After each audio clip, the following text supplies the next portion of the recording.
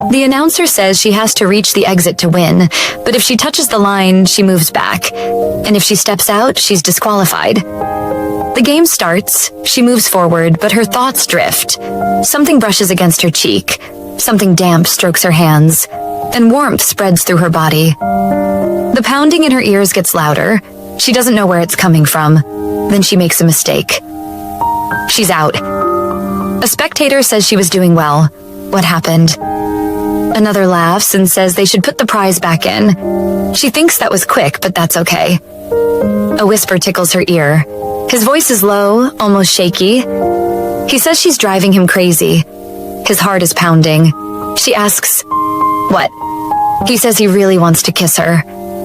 She shuts his mouth with her hand. He drags her along and tells a spectator they're going. The guy asks. Really, he doesn't answer, just pulls her faster. They start running. She asks how far he's taking her. He stays quiet. She tells him people are staring. Can he let go? He casually says he got protection this week. She stops, yanking her hand away. She remembers last time and how it didn't go well. Then another memory hits her. A loud summer day. The first time she met him. Haida tells Unkyo that a tenant is moving into the basement today. She blinks and asks what. He nods and says yes, so she should clear out her stuff. It's all junk anyway. She huffs and says one of them belongs to Lee Do-hyun. He waves a hand and says he knows, but it's still her ex-boyfriend's, so just clean it up. Then turns to a customer and calls out that their iced latte is ready. She stares at his face and thinks, look at that abominable smile. This is Kim Haida, her old friend, her landlord, and her annoying coworker. If it weren't for one of those things, she might actually be happy to see him smile. He snaps his fingers and calls her name, tells her to stop zoning out and take out the trash. She narrows her eyes and thinks, never, even if she has to crawl back from the afterlife. He reminds her she has an appointment at 11:30, so she should stop slacking, head upstairs, and next time, not volunteer for things. There's no need to work for free. She points out that he was the one who recommended the job. He shrugs and says he didn't know she wouldn't get paid. She waves a hand and says it's Sungun's startup, so she wants to help. Besides, it's been a while since the professor contacted her. Haida raises a brow and says that Sunbae is pretty well off. So what's there to worry about? Then tells her to treat herself to some beef. She nods and says she'll do her best. She'll throw out the trash and go straight in. He says, okay. She steps outside with the trash, wipes her forehead and sighs. It's only June, but the heat is unbearable and the cicadas are already screaming like they have rent to pay. Haida's words echo in her mind. A tenant moving into a place that's been abandoned for 3 years. Is he that desperate for money? When is he even planning to clean it up? In the basement, traces of Lee Do-hyun are still sitting there, rotting away like forgotten leftovers. Maybe one day, tossing out the garbage will finally feel like throwing away a broken heart. Our girl had an easy, comfortable relationship, the kind that felt steady without trying too hard. She met Do-hyun when he graduated college and was preparing for his degree in Korean literature. He was handsome, kind-hearted, and loved by everyone, maybe because they all thought she wasn't good enough for him. She never tried to hold him down, but he stayed faithful anyway. Calm, steady, predictable. She thought they were solid, 3 years strong, until one day he disappeared without a word. Haida called it a submersible breakup, said he just sank without warning. In a flashback, Do-hyun walks beside her and gestures ahead, tells her there's a playground right in front. The yard is pretty spacious. It's a quiet residential area, so much better than the noisy main street. Plus, it's bright and safe at night. He likes that. What does she think? She looks around and nods, says it's a good one. 3 years ago, for a reason as simple as that, she fell in love at first sight. Haida later bought the building and remodeled it, turned the second floor into a rental house for her, turned the first floor into a cafe they opened together, and made the basement a roasting room and storage space. He always said nothing heals heartbreak like financial therapy, and honestly, he wasn't wrong. A new house, a new job, And the book she wrote becoming a huge hit at just the right time, she's been scrambling to get back on track and patch up her broken heart. In short, capitalism and financial therapy, two things Haida probably finds regrettable. She's come this far by trying to forget, only holding on to the bad memories. She notices him and catches a faint scent in the air. Is that fabric softener?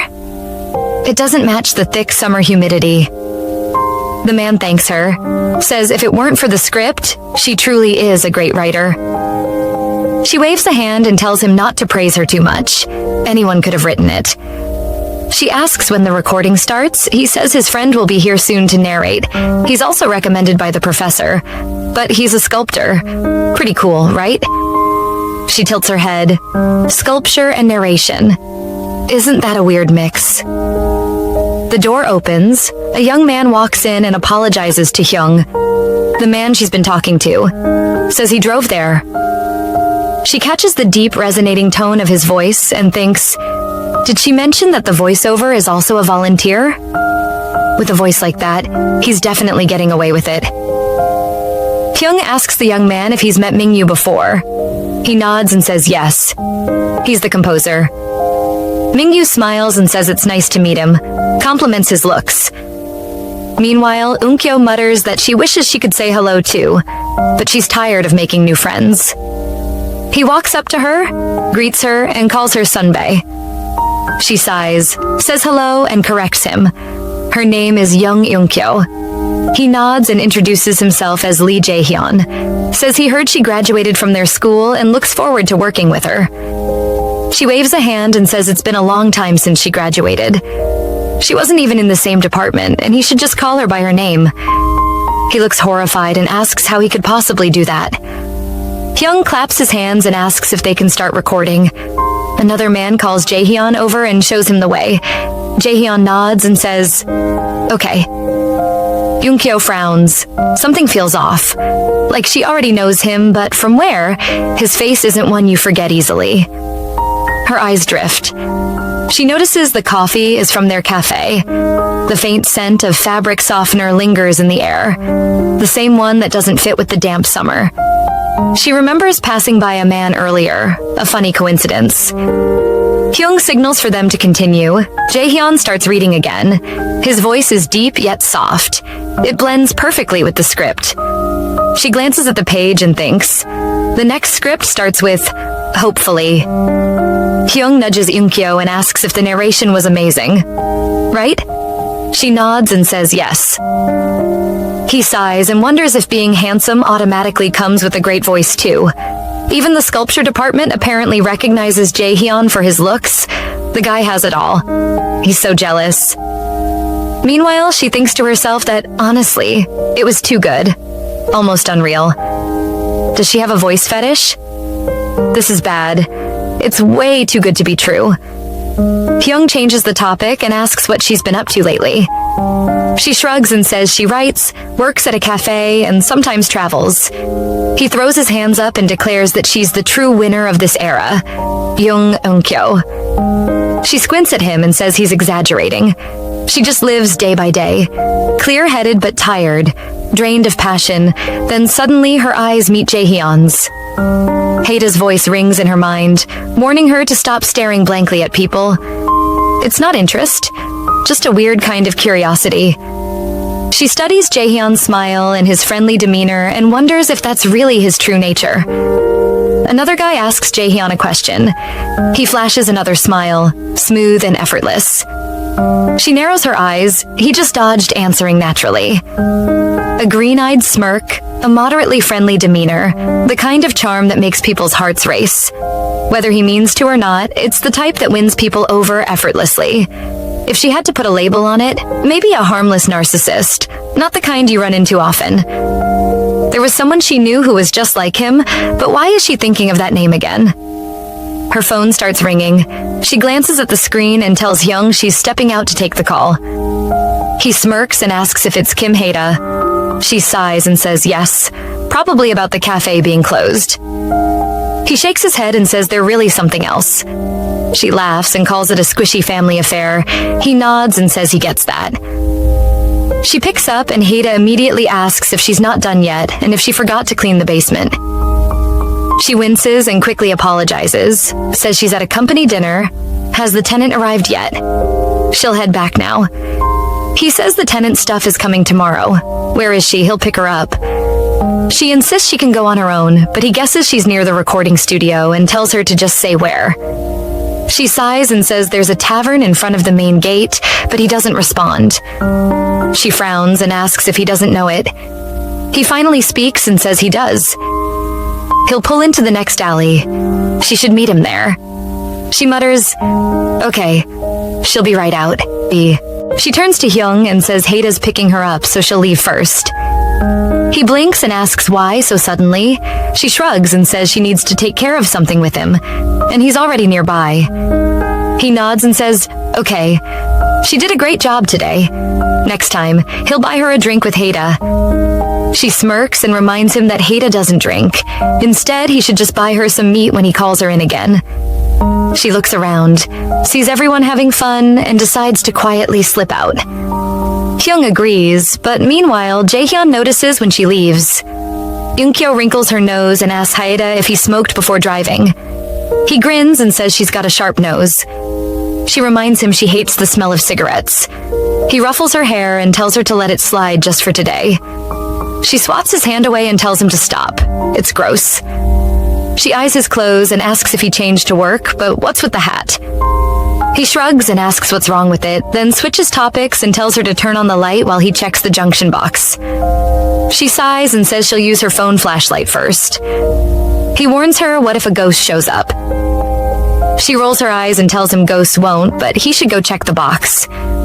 She steps inside and mutters to herself that she's not Indiana Jones. So why is she even doing this? A suitcase catches her eye, along with something that looks like a book. Her stuff is mixed in too, things she probably shouldn't throw away. Regret settles in. There are so many photos here, meaningful records, but not of moments with Lee Do-yeon. Should she really just toss them out like trash? She glances around and notices the light still isn't on. Asks if there's a problem with the junction box, then decides she'll just tear the pictures apart. Before she can react, someone grabs her, voice sharp as they demand to know who she is and why she's digging through someone else's studio. Her breath catches as their eyes meet. It's Jaehyun. He blinks, lets go, and immediately apologizes. Says he thought she was a thief. She exhales and says it's fine. He frowns and says if he knew it was her, he wouldn't have... She cuts him off and asks if he'd really treat a stranger like that. He scratches the back of his head and says, "Sorry again." He studies her neck and mutters that it's a little red. Asks if it hurts. She shakes her head and says she's fine. Meanwhile, she thinks to herself that no matter how many times she looks at him, his face and even his scent are totally her type. She tilts her head and asks if he's Lee Jae-hyun. He nods and says he recognized her the moment the lights turned on. She blinks and apologizes, admits she's not great at remembering people. Her mind lingers on his words. What does he mean by that? Maybe they should put some distance between them. She clears her throat and asks what he's doing here. He casually replies that it's his studio. Her eyes widen. He adds to be exact. It's his studio starting today. She stares at him and asks what he means. He says he's officially moving in tomorrow. She asks if he's serious. He nods. She stands there for a moment trying to process it. She still can't believe it. Jaehyun asks what she's doing there. She says she's trying to clean up all the stuff she's been piling up. Then Haida walks in and asks if the light is on. He sees them and says they've already met. He starts to introduce them, but she cuts in and says she knows. They met at the studio earlier. He was in charge of the narration. Jaehyun says he didn't expect to see her there. Does she live nearby? She says she lives on the second floor. Haida asks why he's there at that hour. He said he'd be moving in tomorrow afternoon. Jaehyun replies that he had something to check while passing by. He glances at the pile of stuff and asks if it's all hers. It's quite a lot. Does she need help moving it? She says most of it is hers, but not all. She's throwing it away so he doesn't need to bother. He says then she should just leave it. He'll handle it tomorrow while moving his stuff in. There's already plenty of trash, so he'll clean up the place anyway. She says she can't trouble him. She'll take care of it. He says she just said it wasn't hers. She sighs and says, fine. It's hers. She thanks him for offering, but she'll clean it up. He says he wasn't offering for her sake. She frowns and asks what he means. He says, starting today. The place is his. And honestly, he doesn't like people messing with his space. She thinks to herself that the polite tone mixed with irritation is way different from the guy she met during the day. Is this what he's really like? Is this his real face? Later at home, she flops on her couch and wonders how far she got in her drama. Then her eyes land on a ring box. She picks it up and frowns. Why did she bring this with her? In a flashback in the basement, Haida asked if anyone couldn't clean because it would be more convincing if Mr. Tenant did the cleaning. And then he would ask for a favor. He proposed free drinks for a week and asked Unkyo if that was okay. And she replied yes. And then she told Jaehyun that she owed him, so she would make him some coffee, to which he asked if she also worked at the cafe. And she confirmed she did, working with Haida. He mentioned he had heard she was a writer, and she said she wrote only when she felt like it. Then Haida interrupted to check if it was settled that the new tenant would clean up the basement, declaring that since it was the tenant's space, they should get out of there. And he told her to go wash up, while she retorted that he should keep quiet and wash up instead. And she wished Jaehyun good luck with his moving and thanked him for taking care of the trash, with him assuring her that he wouldn't illegally dump it. End of flashback. Later, she thought that was great since it was something she'd been avoiding and wondered what was the point of leaving her mixed up stuff behind, questioning why she hadn't thrown the ring away as well, thinking she had kept it because she believed she should sell it when times were hard. But now that she had nothing to worry about, maybe she should just leave it even though it was precious metal and not trash. Though it felt odd to let someone handle it. Especially since, despite the years, the ring still fit perfectly. And she mused that she must be crazy and told herself to forget about it. Meanwhile, Jaehyun was on the phone with his mom while he stared at some pictures. And she remarked that they'd give him a seat at the art center, wondering why he moved into that neighborhood and made his mom worry. Noting it was close to school and a nice place, and that he liked both the neighborhood and the studio. Teasingly adding that maybe he had wine with his uncle today. To which he replied, yes. His dad had gotten better at looking after things, and she observed that he seemed to be in a good mood. While he, looking at the pictures, thought to himself that perhaps it had been 5 years ago. His mother then asked if he was listening, warning him that if he kept doing that, he would upset her, and he replied that he was moving in tomorrow morning and was a bit busy. So she agreed they should have a meal together that month because she needed to see her son's face after he became independent once he finished studying abroad, and he said, okay, before ending the call to go to sleep. Afterward, he walked upstairs and saw Haida, and asked if Haida smoked, and Haida replied that he did sometimes, but had quit because he didn't think it was good for him, and he didn't want his hands to stink. Haida asks him if it's true he didn't know it was Jung Eun-kyo, and he replies with a sheepish smile that yes, he didn't realize she was also involved in the narration. Jaehyun remarks that it's quite the coincidence, explaining that he initially refused the offer, but that Sungun Hyung practically begged him since it was a career chance he couldn't pass up, knowing full well that the graduating artist's future is as unpredictable as a tossed coin. And Haida then questions his meaning by pointing out that he's already become so popular, thanks to his knack for cleaning up basement trash on time, that he shouldn't mention Lee Doyun in front of Jung Eun-kyo, or even pretend to know him. Jaehyun then asks with a playful smirk if it's because she has forgotten about his brother. Haida tells Jaehyun not to provoke her. She wasn't acting like that on purpose, just a little nervous. He knows how things ended with Lee Doyun, so he should never let himself get caught just because he's the guy's younger brother. Jaehyun shrugs and says, sure. He grabs the cigarette from him, reminding him it's a non-smoking area. Even the landlord should take care of his own property. He says he'll see him later and walks off. Yunkyo rings up an order, confirming it's an Americano and scones. The customer nods. She asks if someone's moving into the basement today. When she hears it's an artist using it as a studio, she hums in interest. The customer points out something on her lips. She touches her mouth, explaining it's just a mosquito bite. She left her window open last night. She offers to bring the coffee to the table, and the customer thanks her. Haida sets down the scones and tells the customer the cake is coming soon. The woman nods. As Haida walks away, she thinks it's funny how the guy once known as Kim, Yoon, Dongju from the Korean literature department, is now good at baking. Not that she's judging.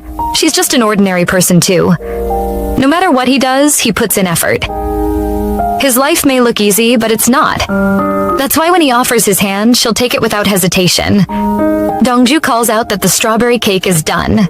Haida asks when he bought strawberries and if there are any left. He tells her to check the tray inside. She asks if she can eat some cake too. He just tells her to eat the leftover strawberries instead. She huffs, calling him mean. Leaving the counter to him, she happily goes to eat the strawberries. She gets a text about one of her scripts and immediately assumes it's a rejection. She sent the manuscript months ago, and now they finally reply. Did they take all this time just to say no? She reads the message, which says they missed the unique synopsis, unusual theme, and fearless plot she had in her previous work. She thinks back to those stories before remembering her idea book. She quickly tells Haida she's stepping out for a minute, and when he asks where she's going, she says just to the basement. She needs to ask something. He asks what, but she brushes it off, telling him to just leave the dishes to her. She'll be right back. He agrees. She wonders what if Jaehyun already threw everything away, but she just needs to grab that notebook. When she reaches the basement, she sees the door open and knocks, saying she's there to ask something, but then she freezes. He's in the middle of changing. He casually explains that his clothes got dirty from moving his stuff, while she struggles to maintain eye contact, feeling beyond embarrassed. She clears her throat and says she'll just ask from here. Did he already throw away her trash? Jaehyun says there's still a bit left and asks why. She quickly asks about a specific box, the one with the smiley face on the outside. He says he hasn't thrown it away yet. She sighs in relief and asks if he touched anything inside, making it clear she's looking for something. He raises a brow and guesses, the protection? Isn't that a little too old? 3 years is kind of pushing it. She nearly chokes and quickly corrects him. No, not that. Just the notebook. That's all she needs. Did he already dump it? She quickly apologizes, reminding him that she was the one who asked him to clean up, but she really needs that notebook back. She calls his name and waits, but why is he taking so long to answer? He finally asks what's in there that's so important, making her blink in confusion. He says he didn't throw it away because it didn't seem like trash to him. She sighs in relief and asks him to give it to her. He can throw out everything else. He smirks and asks if he should just hand it over for free. She wonders why he's acting like it wasn't hers in the first place. She sighs and offers to buy him a meal or something he needs. He casually says he has plenty of money. She asks what she can do for him then, unpacking his bags. He tilts his head and asks if she'll really do whatever he wants. Before she can answer, he points out her swollen lip and asks if she got bitten by a bug. She nods and says it was a mosquito, but internally she's confused. Why is he suddenly bringing that up? She asks if this is how he usually acts. He shrugs and asks how she expects him to act. She hesitates before saying she doesn't know, but it's not quite what she imagined. He chuckles and says he thought she had already noticed. She frowns and asks what he means. He leans in slightly and says he's been trying to be nice and sweet too, but she already knows what kind of person he really is. She stiffens. Did he just say that he noticed that she noticed? If she's not mistaken, he's actually enjoying watching her squirm. She quickly says she wasn't thinking properly and decides she doesn't actually need the notebook after all. She apologizes, says she knows he's busy, and turns to leave. He raises a brow and asks if she's really giving up that easily. She sighs and says she's not a fan of dumb word games or getting on people's nerves. Before she can walk away, he suddenly grabs her hand. He asks if she's angry. She raises a brow and asks if she looks angry. He sighs, says that was rude of him, and apologizes. He'll get her notebook, so she shouldn't be mad.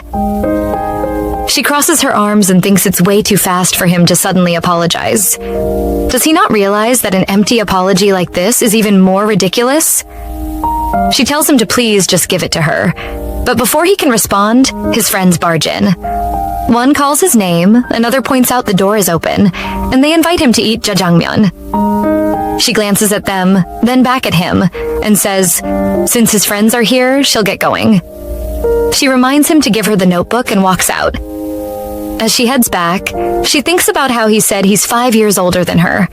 So that means they're all in their mid to late 20s. They seem so young. Later, Yunkyo sighs and says they really need to find a part-timer. Dinner service was a nightmare. Haida groans, saying he's exhausted. He figures a lot of people would want a part-time job since it's college vacation season. He'll look into it. She asks about his car, and he says his sister's coming over, so she should hurry inside. She tells him to drive safe. He waves her off with a goodbye. She walks into her quiet apartment, wondering if everyone's gone now. Maybe Jaehyun will give her the notebook tomorrow. She stares at her desk, wondering if that notebook will actually help her new work. What if she gets rejected again? She tells herself to face reality. Deep down, she already knew this submission was a failure. The late reply was a dead giveaway. It was just something she scrawled under pressure to submit anything. She sighs. Honestly, she was just lucky that her work sold in the past, considering her writing skills were just... She stops herself and shakes her head.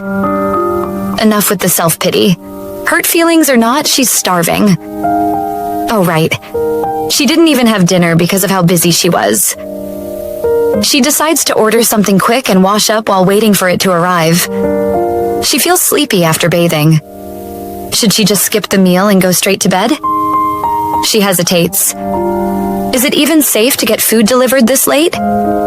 She hears a knock, opens the door, and blinks. Jaehyun? In a delivery uniform? She asks if he's working part-time as a delivery guy now. He shakes his head and says no. They ran into each other at the stairs, so he just picked it up. He figured he'd bring it along with her notebook. He tried to make it before the cafe closed, but that didn't work out. She nods, thanks him, but says he could have just given it to her in the morning. He tilts his head and asks if she wasn't in a hurry. Did he come for no reason? She quickly says no and apologizes. She glances at the food, then back at him, and asks if he wants to share. It's a lot for her to eat alone. He hums, then casually says there's wine in his car. He'll go grab it. She stares at him. What? She only said that to be polite. When someone offers something, it doesn't mean you actually take them up on it. And she knows for a fact that he's not clueless. He really just showed up at her house late at night, and now he's bringing wine? The intent is so clear, it's almost laughable. Lee Jaehyun does not seem like the kind of person who hides his desires, or maybe he just doesn't feel the need to hide them from her. Whatever. He's just a kid. She glances around her apartment. Should they eat at the table? No, the living room is better. It'll be less awkward if she turns on the TV. She doesn't want to admit it, but the embarrassment she felt during the day is worse now that it's nighttime. She realizes something as she sets the food down.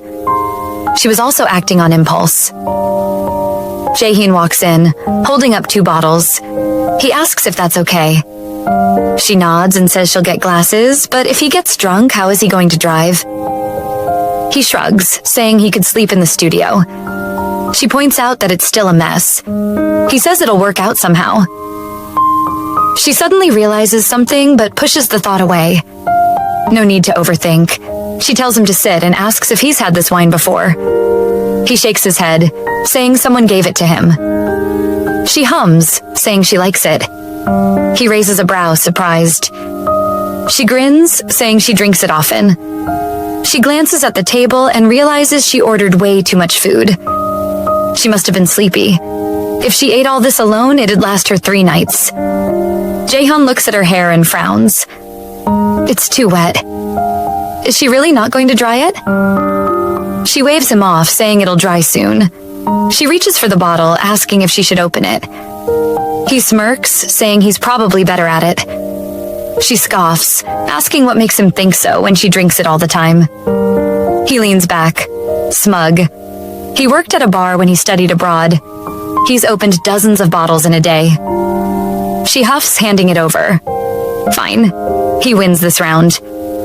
He laughs, saying he's noticed since this afternoon. She changes her mind fast. She nods, saying she hears that a lot. No point fighting over small things. He tilts his head, asking if she can't just say no sometimes. She frowns, saying that'd be weird. Then pauses. Wait, does he know her from somewhere? Jaehyun raises a brow, asking what kind of question that is. Yunkyo shrugs, saying it's just the way he talks. It doesn't sound like they're strangers. He smirks, saying that's because they're not. He knows her. Young Yunkyo, 31 years old, talented writer, junior from the creative writing department. She blinks.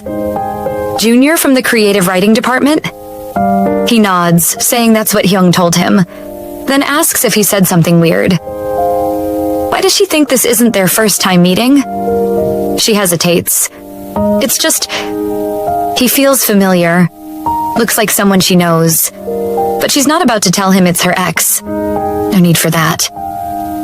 Instead, she brushes it off, saying her question earlier was too obvious. A cheesy, where have we met before kind of thing. Jaehyun tilts his head.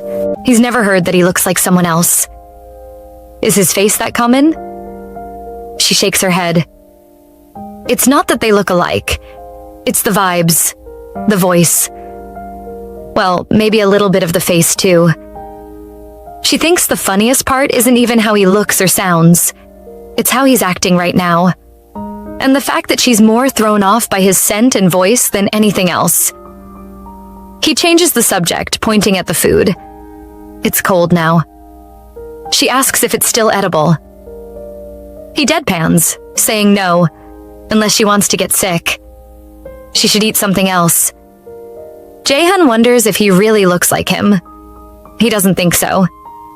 He knows exactly who she's talking about, and he's sure it won't happen again. He's never gotten drunk from just one bottle, so why does he feel so dizzy?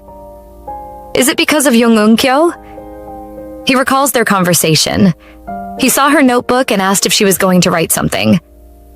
She said she was stuck on ideas, hoping something would pop up if she skimmed through it. He apologized for reading it a little, saying it was funny. She told him it was just a messy doodle, but he still managed to read some of it. Some sentences were even written several times, like, touch me so that I can swallow you in one bite. She suddenly grabbed his arm, asking him to say it again. That line, just one more time. He frowned, asking why. Did she like his voice that much?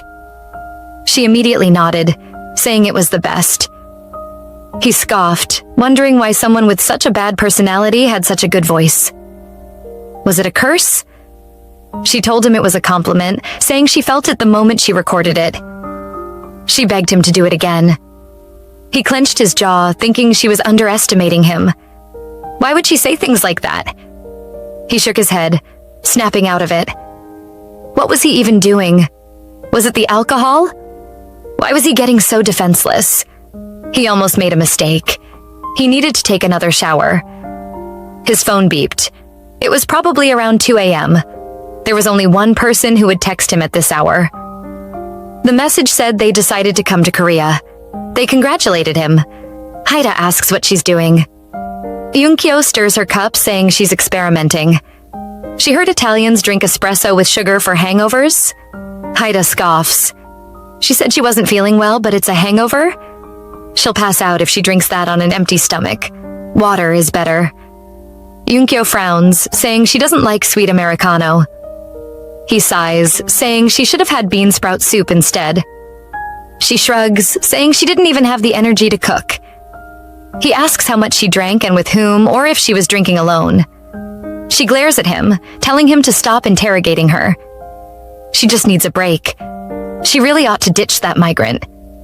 Haida tells her to take the day off. She says she can't since tomorrow is already her day off. He waves her off, telling her to just rest until he calls her. She sighs and says, okay. She walks to a corner, muttering to herself to stop thinking about it. It's driving her nuts. This morning, her reason for visiting Lee Jae-hyun had been simple. By the time he left and she finished cleaning up, the news was talking about tropical nights. That reminded her the basement had no air conditioning. She had a spare fan, so she decided to lend it to him. He was probably sleeping down there because he returned her stuff. It's just a small favor, right? Should she just give him a brand new one from storage? He'd probably think it was payment for bringing back her notes. She still doesn't have his number. She glances downstairs, thinking he's probably there. She should just go ask him. A mix of drunkenness and unnecessary meddling, that's all it was. She goes downstairs. Maybe she shouldn't have come. She should just be quick and leave. She knocks. No response. Did he fall asleep or take a cab home? She tries the knob. The door is open. She steps inside and sees him. She should have turned around right then. Spaces and private moments, prying into them always has consequences. But then she hears him call her name. Her body refuses to move. She just stands there, frozen. Everyone has their own secrets, their own private lives. It's not a big deal. He's a grown man in his own space. She's just glad he was too engrossed to notice her.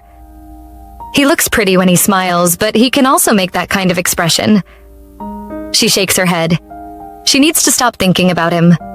But why was he calling her name? She hears customers and quickly walks back into the cafe. Jae-hyun tells her he'll make the coffee, so she should bring the cake out. She nods. He adds that those customers are the tenant's friends, so she should give them some free cookies. She raises a brow, asking if that's really okay. He says sure, but he thinks the studio's empty today.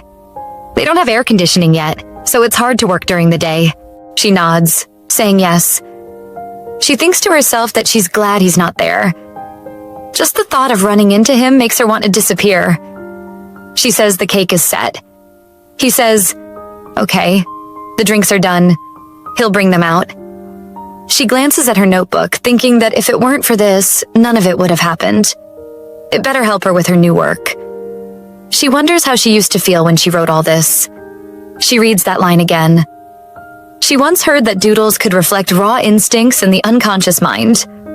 What in her past life is she craving so much? Haida walks in and says they already have a bunch of part-timer resumes. He's going to pick 5 and hire 1 after the interviews.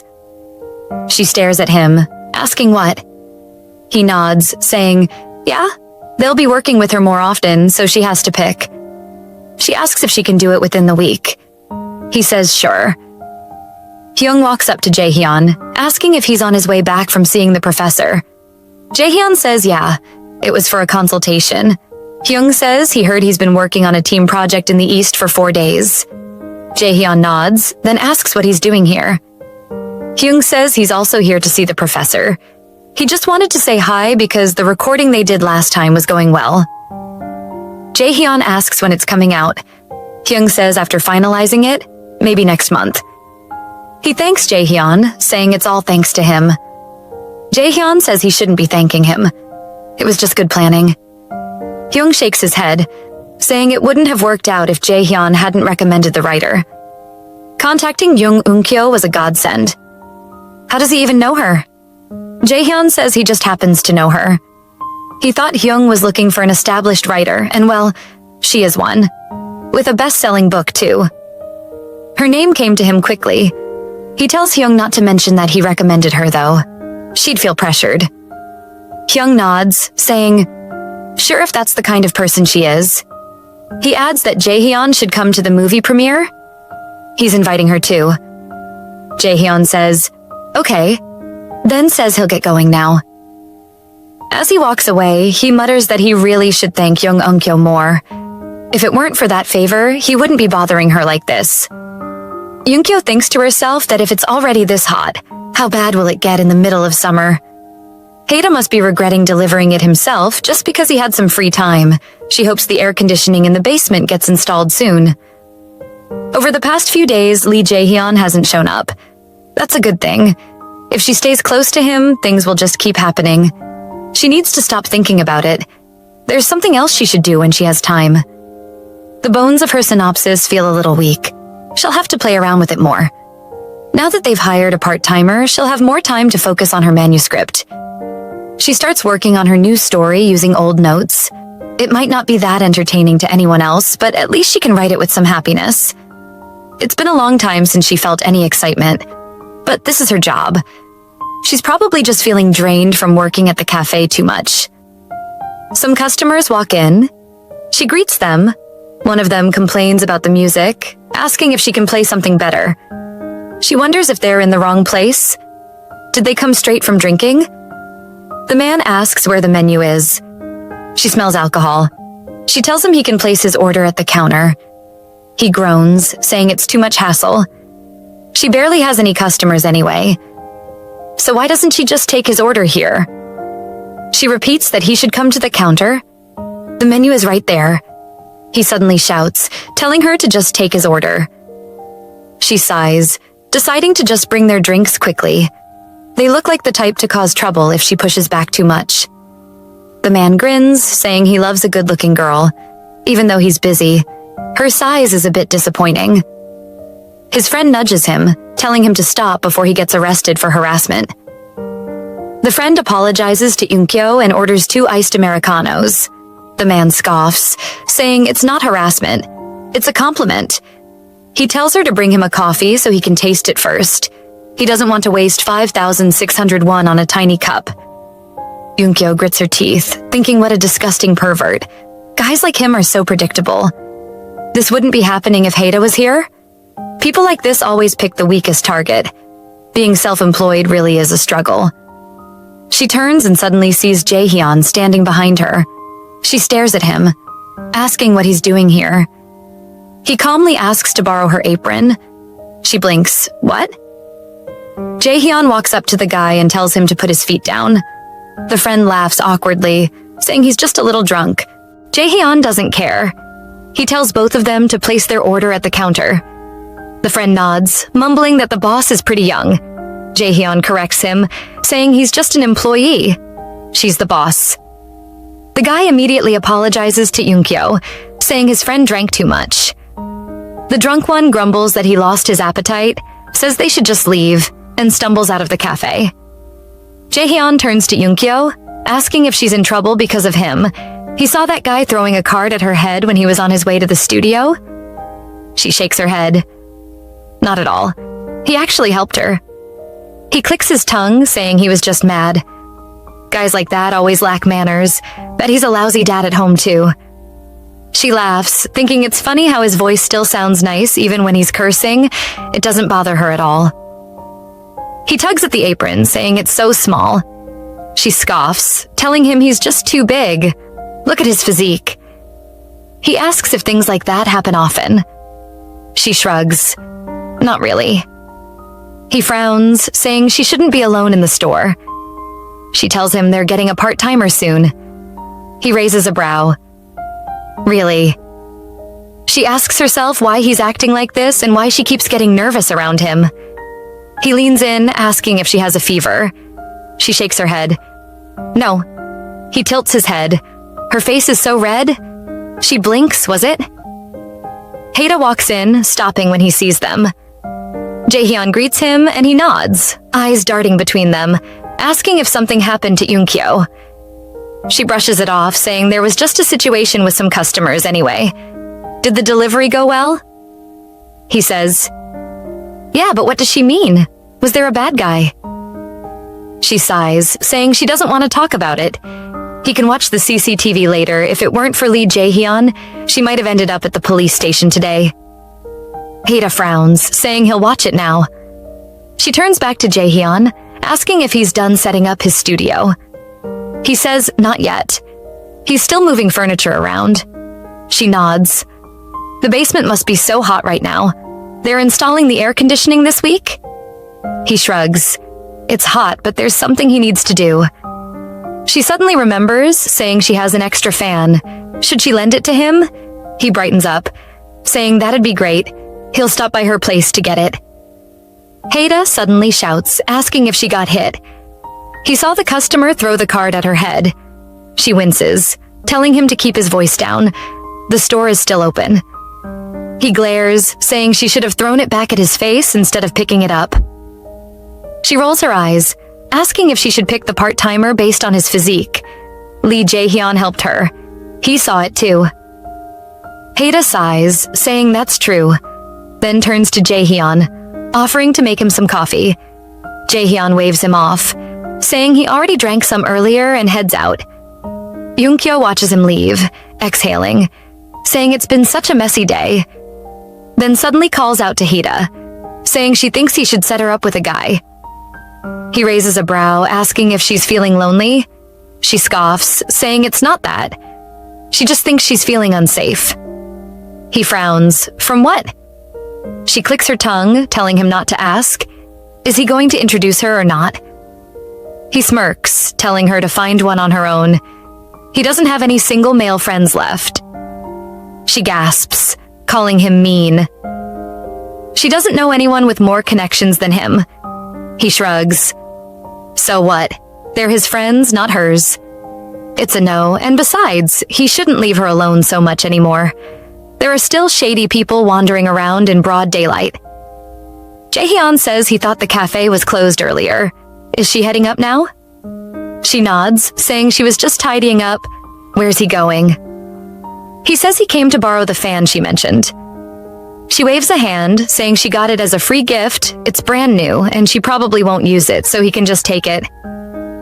He grins, saying he'll be grateful.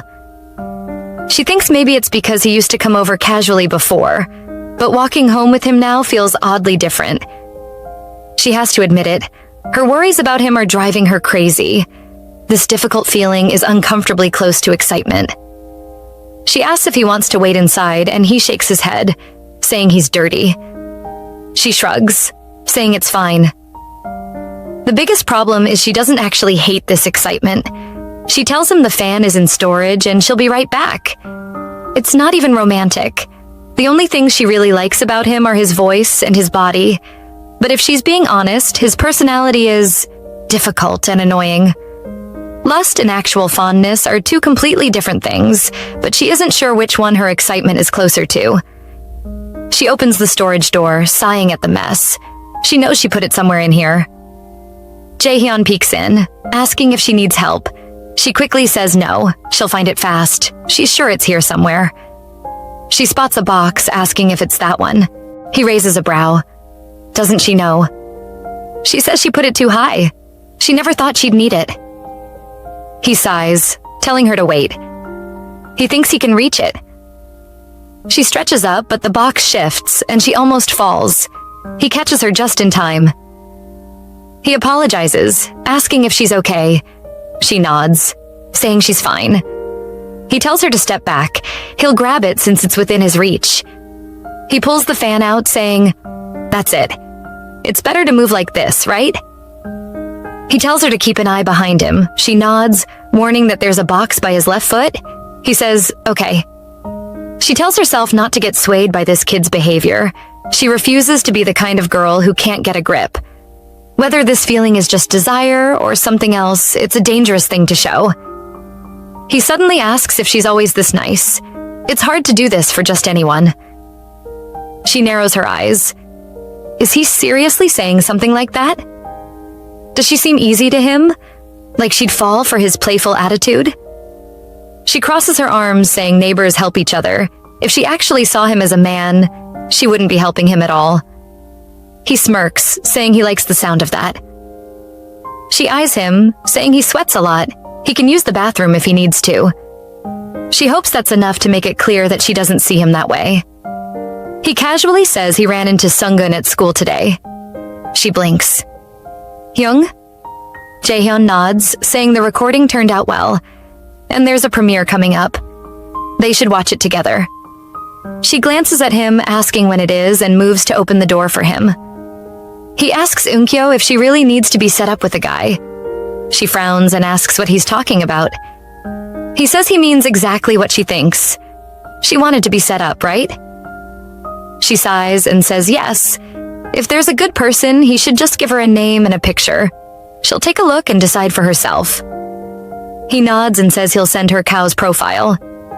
She blinks in surprise, then suddenly catches the smell of alcohol on him and asks why he's being weird and what's wrong with him lately. He shakes his head and says nothing.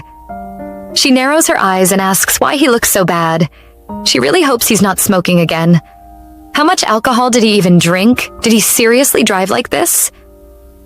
He waves a hand and tells her to stop nagging. He took a taxi. She scoffs and says she's nagging because he looks awful. He runs a hand through his hair and asks if he can just go upstairs and sleep for 2 hours. He doesn't think he can even stand the smell of coffee right now. She tilts her head, then shrugs and says, "Sure. Does he still remember the passcode?" He nods and mutters an apology, then says he'll leave things to Suntae before heading off. She watches him leave with a small frown and says he doesn't usually leave this easily. Maybe he really isn't feeling well. Suntae hums in agreement, then say, since there are no customers, he'll go clean the supply room. She nods and tells him to go ahead, then picks up her phone and scowls at the screen, wondering why there's so much spam. He sees her and calls out her name. She walks over and says she brought coffee for the technicians.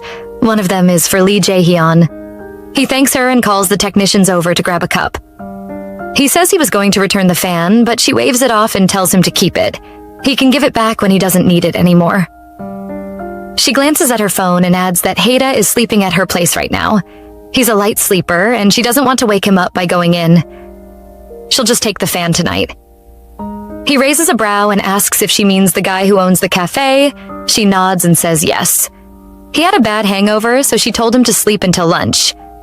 She tells him to take care and turns to leave, but he suddenly grabs her hand and asks if she can stop by the studio later after work. He made something for her. She blinks, then hesitates before nodding. Haida claps his hands together and tells Eunkyeo and Suntae that they worked hard today, so he'll treat them to dinner. She immediately shakes her head and says they can go without her. She'll pass. She has a manuscript to write. He sighs and tells her she has to eat dinner anyway. She might as well do it with them. She says she'll just eat at home, then narrows her eyes at him and asks if he tidied up his blanket before coming downstairs. He rolls his eyes and says he even cleaned up her house. She raises a brow but decides to let it go and thanks him. She turns to Suntae and tells him to take care of Haida for her. He grins and says sure, he'll even eat her portion for her. She heads down to the basement and sighs. What exactly did Jaehyun make for her? If he bought it, she could refuse without a problem, but something handmade is trickier. Would it be rude to reject it? But why does she even care? She taps her fingers against her thigh and mutters that she'll just see what it is first. Though, if she's being honest, she's a little curious. She stands in front of the door and knocks, reminding herself not to make the same mistake as last time. He tells her to come in. She steps inside, sighing that she's either going to make some ramen or just sleep since she's exhausted. She looks around and says the studio looks cool. He tells her to wait. He's almost done. He explains that it's a 3D printer, he upgraded it when he moved, and he was thinking about what to make for the first time when he remembered her. He hands it to her, saying it's a paperweight. He uses it to press books. He noticed she had a lot of books in her garbage before so that she could use them as decoration. She pauses, wondering if it's because it's been a while since she received a gift. She thanks him and frowns, saying she doesn't know what to do in return. He shrugs, saying he's already received a lot. The fan, the shower room. She scoffs, pointing out that she told him to come shower, but he never did. The fan was just a reward for helping with rude customers. He stretches and says he's going to do it today. She blinks, asking what he means. He repeats himself and tilts his head, asking if the cafe owner is still at her place. She quickly shakes her head, saying Haida already left. He nods, saying he'll be quick. She stares as he walks off, gripping the paperweight tighter. Is he really about to take a shower at this hour? Her heart feels like it's going to explode. How can he be so nonchalant? It's weirdly unfair. This is exactly why she realized she'd rather just have a real relationship. She clears her throat and glances at his workspace, saying there's still a lot to clean up. He glances back and says he was just testing something. She eyes the objects around him and asks if it's similar to the one he gave her. He smirks, saying not really. It's just a toy. Kind of a joke among the guys. She frowns, asking what kind of joke. He shrugs, saying it's for stress relief. She narrows her eyes, saying he's not serious. He grins, saying he's not lying. It's just for fun. Does she want one? She scoffs, saying no. He laughs, saying then let's go upstairs. He wants to take that shower. Jaehyun is taking a shower. He recalls when Eunkyo told him that Haida was sleeping at her house, and he recalls the whole conversation. He thinks that Kim Haida is insane, so he gets mad and pushes himself to Jung Eunkyo because of him. He's been holding back all this time, yet he feels the urge. He thinks to himself that it's really driving him crazy. It takes him back to 10 years ago. She didn't even recognize him. Well, she never changed since then. But he did. He receives a text from his dad telling him his birthday is coming up and asking if there's anything he wants. He says if he has nothing in mind, a car will be sent to him. It's time to get a new one. He thinks to himself that's a pretentious way of speaking. His dad adds that he should come see his sometimes. That isn't something that happens between son and dad. Jaehyun thinks that it's been a while since he changed his name to Lee. But he's still Seo after all. His father doesn't know that he chose to live with his mom when he divorced her because of his high-handedness, although he didn't expect to have an older brother from his mom's remarriage. He thinks to himself that Jung Eunkyo must be getting ready for work now. He recalls what she said. He got caught. He's a flirt. He doesn't feel bad about being caught. He rather feels pleased because she'd being to look at him. Their female lead thinks to herself that the rain won't stop. She thinks she's been mopping for the 12th time already. It's not like that they don't have a lot of customers. The good thing is either the weather is good or bad, they'd still have a lot of customers. She sees Jaehyun walking in.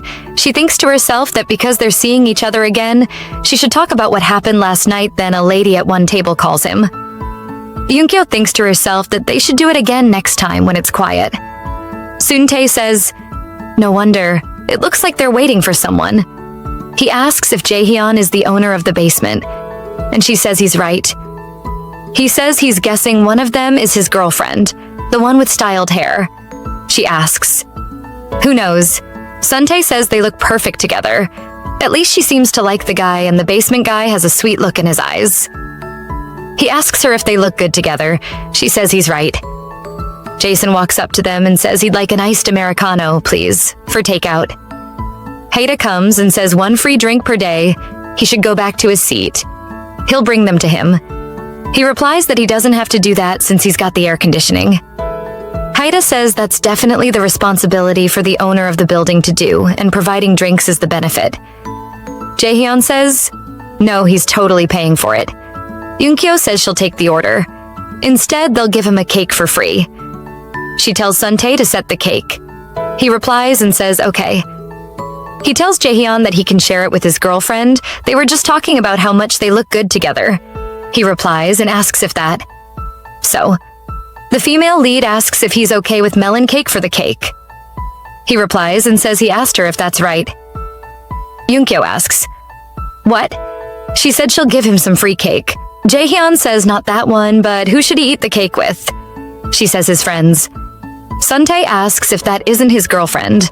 He's sorry. The female lead asks herself why he's causing such scene at the counter like this. She says it's been quite for a while ago. They already ordered 2 drinks while they were waiting, so she thought she'd be nice to them. A cake? Jaehyun laughs and walks away. Haida curses at him. The female lead turns to Haida. She says about the guy he sent her last night. She thinks the third guy is the best. He says she didn't give him an answer yesterday. She apologizes and says she feels asleep because she was tired. About the third guy. Is he a nice guy? He says he knows nothing about love, but all his friends are nice people. Is she sure she wants to meet them? She stares at Jaehyun and his friends. She tells Haida yes. They should give it a try. He says, okay. He'll set an appointment. She says she'll set the drinks and cake for them. He says okay. Meanwhile, Suntae asks himself if they're having a bad day. Eunkyo sets the drinks and cake on their table. One of the lady thanks her for the cake. The lady asks Jaehyun if he could take them around to his studio after eating that. The other lady says he must be busy. She replies and says why. She said she was curious too. The female lead looks at her and thinks to herself that she's pretty, maybe in her early 20s. Jaehyun says they should go. He'll show them around the studio. The ladies are excited. The female lead tells them to leave the plates behind. They thank her for the meal and says they're leaving. The female lead thinks to herself that she's pretty everywhere. Suntae says, since it's raining, could they have some Magyoli and Paejun for dinner tonight? Haida says he'd better eat with his friends. He and Eunkyeo lose passion when it rains. Suntae asks if they have low blood pressure, and he replies that perhaps so and says that's why they both look sluggish today. The female lead says he's right. It's probably due to the weather. The female lead asks herself if it's because it's been raining all day. She feels a bit serene. Well, sometimes this kind of feeling could help her writing anyway. She tells herself not to break the flow and write some more before she goes home. She sees Shikar outside. She thinks it's Lee Jae-hyun's. He hasn't gone home yet. She asks herself if he was with his friends during the day, and she scolds herself for thinking about him again. There is a semi-impulsive side inside her. She asked Haida to set her up with a guy because she wanted to make sure she wasn't under Lee Jae-hyun's influence, but what she's really craving for is someone's warmth. Literally, she's been living without regard for loneliness till dopamine called Lee Jae-hyun woke her up. Though the excitement she felt for this rude man was something that other people could also feel as well, that should be proof that her interest in him was a spurious excitement fueled by shallow loneliness. She tells herself that's it. She just has to set it calmly like this. Her latest synopsis she sent to the publisher was also passed. It looks like she picked the best part-timer indeed. She's also decided to fill out the course Professor Seo mentioned last time, so she'll be going to see him. Everything was going smoothly. Now it's just a matter of moving forward without worrying about anything. Then she sees Jaehyun standing outside. She tells him that it's closed. If he sees the door locked, he should know they're closed. She goes to the door and tells him that the cafe is closed. He tells her not to worry. He isn't there for coffee. She asks why he's there. How about his friends? He says he's sure they're somewhere out there. She thinks to herself that he doesn't seem to have any intention of hiding his personality from her anymore. Wears the kind of mask he uses in front of others. He asks how her day is going. She says she's been working. Raining days means having plenty of customers and mopping floors. Why did he ask? He says nothing. He was wondering if she feels lonely today. She says the conversation is too sloppy. Young kids seem to be liking that. He says he's not sure he's ever been into such things before. She thinks to herself, that's another lie. She says she told him she didn't want to let him in. She admits that he's quite nice and catchy and he's young, even too young for her, so he should meet another girl his age. She says that's her answer and asks if he has anything to say. He asks if she's saying there's no problem with anyone but the one younger than her. She says she doesn't get his answer, but they should say it this way. It's a bit too much for her to be dating someone younger. He says he didn't tell her it's dating, so she shouldn't feel so burdened over it. Perhaps it's because he said he liked her. He asks why she's so cute, and they say she likes to keep things light, but he guesses it isn't true. She's scared because her feelings have begun to grow even more now. She asked herself if she was scared. The pounding heartbeat sound was hers. It's not like she's scared. Why was he working so hard on her? What does he like about her? Her appearance might be something else, or it's just his unfounded curiosity. He starts moving closer to her. She tells him to stop and asks what if someone sees them. He asks if that matters now. She asks if she isn't the boss that owns the cafe. He laughs and sits down. He writes his number and tells her to take it. He asks if it isn't unfair that they've kissed, but she doesn't even know his phone number, and it's harmful anyway. It's late.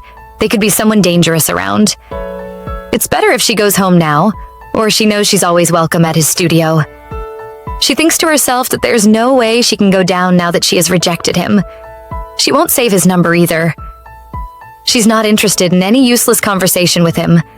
She didn't want to go home because she didn't want to break her flow. After all that she wishes she did. What's happening to her? Is it because of his expression? There must be so many masks he wears that she hasn't seen yet. Whatever it is, she doesn't think it has anything to do with her. Jaehyun thinks to himself that she won't come. Even if she told her to come to the basement, the Jung Unkyo of now would never open this door. She did with such expression a decade ago, on the way from school near the end of winter. The woman he saw in front of her house was one of his father's many students at university. Usually, those who got called to their house were good and eager students. It was unfair that she also had to suffer my high-handed father's hateful and egotistic behavior.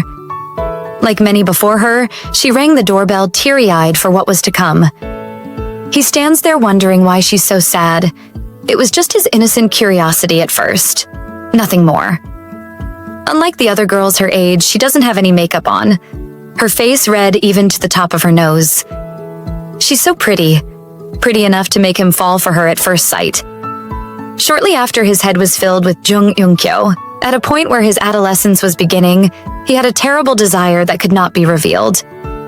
She came home every day and endured his father's abuse just to see her. He'd been at home more than ever before. After a few months, Jung Eun-kyo never came to visit his father again, and after a sudden falling out, his parents filed for divorce. Jaehyun decided to live with his mother, which kept him even farther from the female lead. Like most cases of love at first sight, he thought he could also forget his love that was strange, pathetic, yet enchanting. Until he finally met her again as Lee Do-yun's lover, the son of an uncle who remarried his mother. Jaehyun looks outside and sees that it's morning already. Meanwhile, Eun-kyo is on a call with Hyung. He tells her not to be late for the premiere. The movie came out really well. She says, okay, she's getting ready to leave now. He says she should come with Lee Jae-hyun. He said he was going to take her. She recalls their conversation about it. He asks what it is. He thought they were close enough, don't they keep in touch with each other? She asks herself what he means by that. Father dumping his phone number that day? She's tried to avoid meeting him as much as possible. She has no choice but to meet Jae-hyun for the premiere. She walks out and sees him. He says it's been a while. It's been a while since they last met. The female lead asks if he waited for her. He says yes. He's going with her. He tells her to get in. She thinks to herself that this wouldn't have happened if they just went separately. There's no time for useless thoughts. She asks if he would like a coffee before they go. He says, okay. Haida tells her not to stay out too late and drink responsibly. She calls him a nagging fellow and thanks him for the coffee. Oh, and tomorrow. He tells her to take some rest. He'll fill in for her on her day off so she could have a good time. She asks what's wrong with him. Did he suddenly grow up out of the blue? He says it's a bit of employee welfare, so she should hurry and go. She asks herself what's wrong with Haida. He's acting a bit weird. Is there anything wrong? Jaehyun says they should go. If they're too late, Young won't stop nagging them. She says, okay. Flashback. Haida asks him what he's doing over the phone. Jaehyun asks him what he's so made over first thing in the morning. Haida asks who he thinks he is. Why did he do with Jung Eun-kyo last night? He replies that he guessed the CCTV installed in the cafe was for personal surveillance. He says he just checked because she slept in the cafe's supply room yesterday. Why did he visit her this time? He told him not to mess around with her. Jaehyun tells him to stop shouting, he didn't get much sleep and now he's making it worse. He replies and asks if he forgot why he gave him the studio. He says, of course not. Flashback to before he gave him the studio, they're in a bar. Haida says he wishes he could get rid of the trash in the basement. He replies that if he wants to, why doesn't he just throw it away? He says he can't without Eun-kyo's permission. Jaehyun asks, what if they make a situation where they have no choice but to clean the place up? He replies, and asks how. He says he'll move in there. He just happened to be looking for a studio. He explains that if a tenant comes into YH's basement, they'll have no choice but to clean it up right. If she doesn't think she can do it herself, they can handle it themselves. Haida says that's a good idea. Does the tenant have to be him? He's Lee Do-hyun's younger brother after all. Jaehyun says he doesn't need to tell her that, and he knows what's going on, so it'll be easier for him to talk to Hyung. To be honest, he wants to help her. It's been so long that she can't remember it. She was his father's favorite student, and even if he was his stepbrother, it was still him who caused this. Wouldn't there be no problem? They both pretended not to know. And a flashback from the bar. Jaehyun says in the end, all the trash he didn't want to see was thrown out. He replies and asks why he keeps buzzing around her like a fly. He asks how he is to take care of her like that. It's not normal for him to check the cameras because she's sleeping in the supply room. Is it?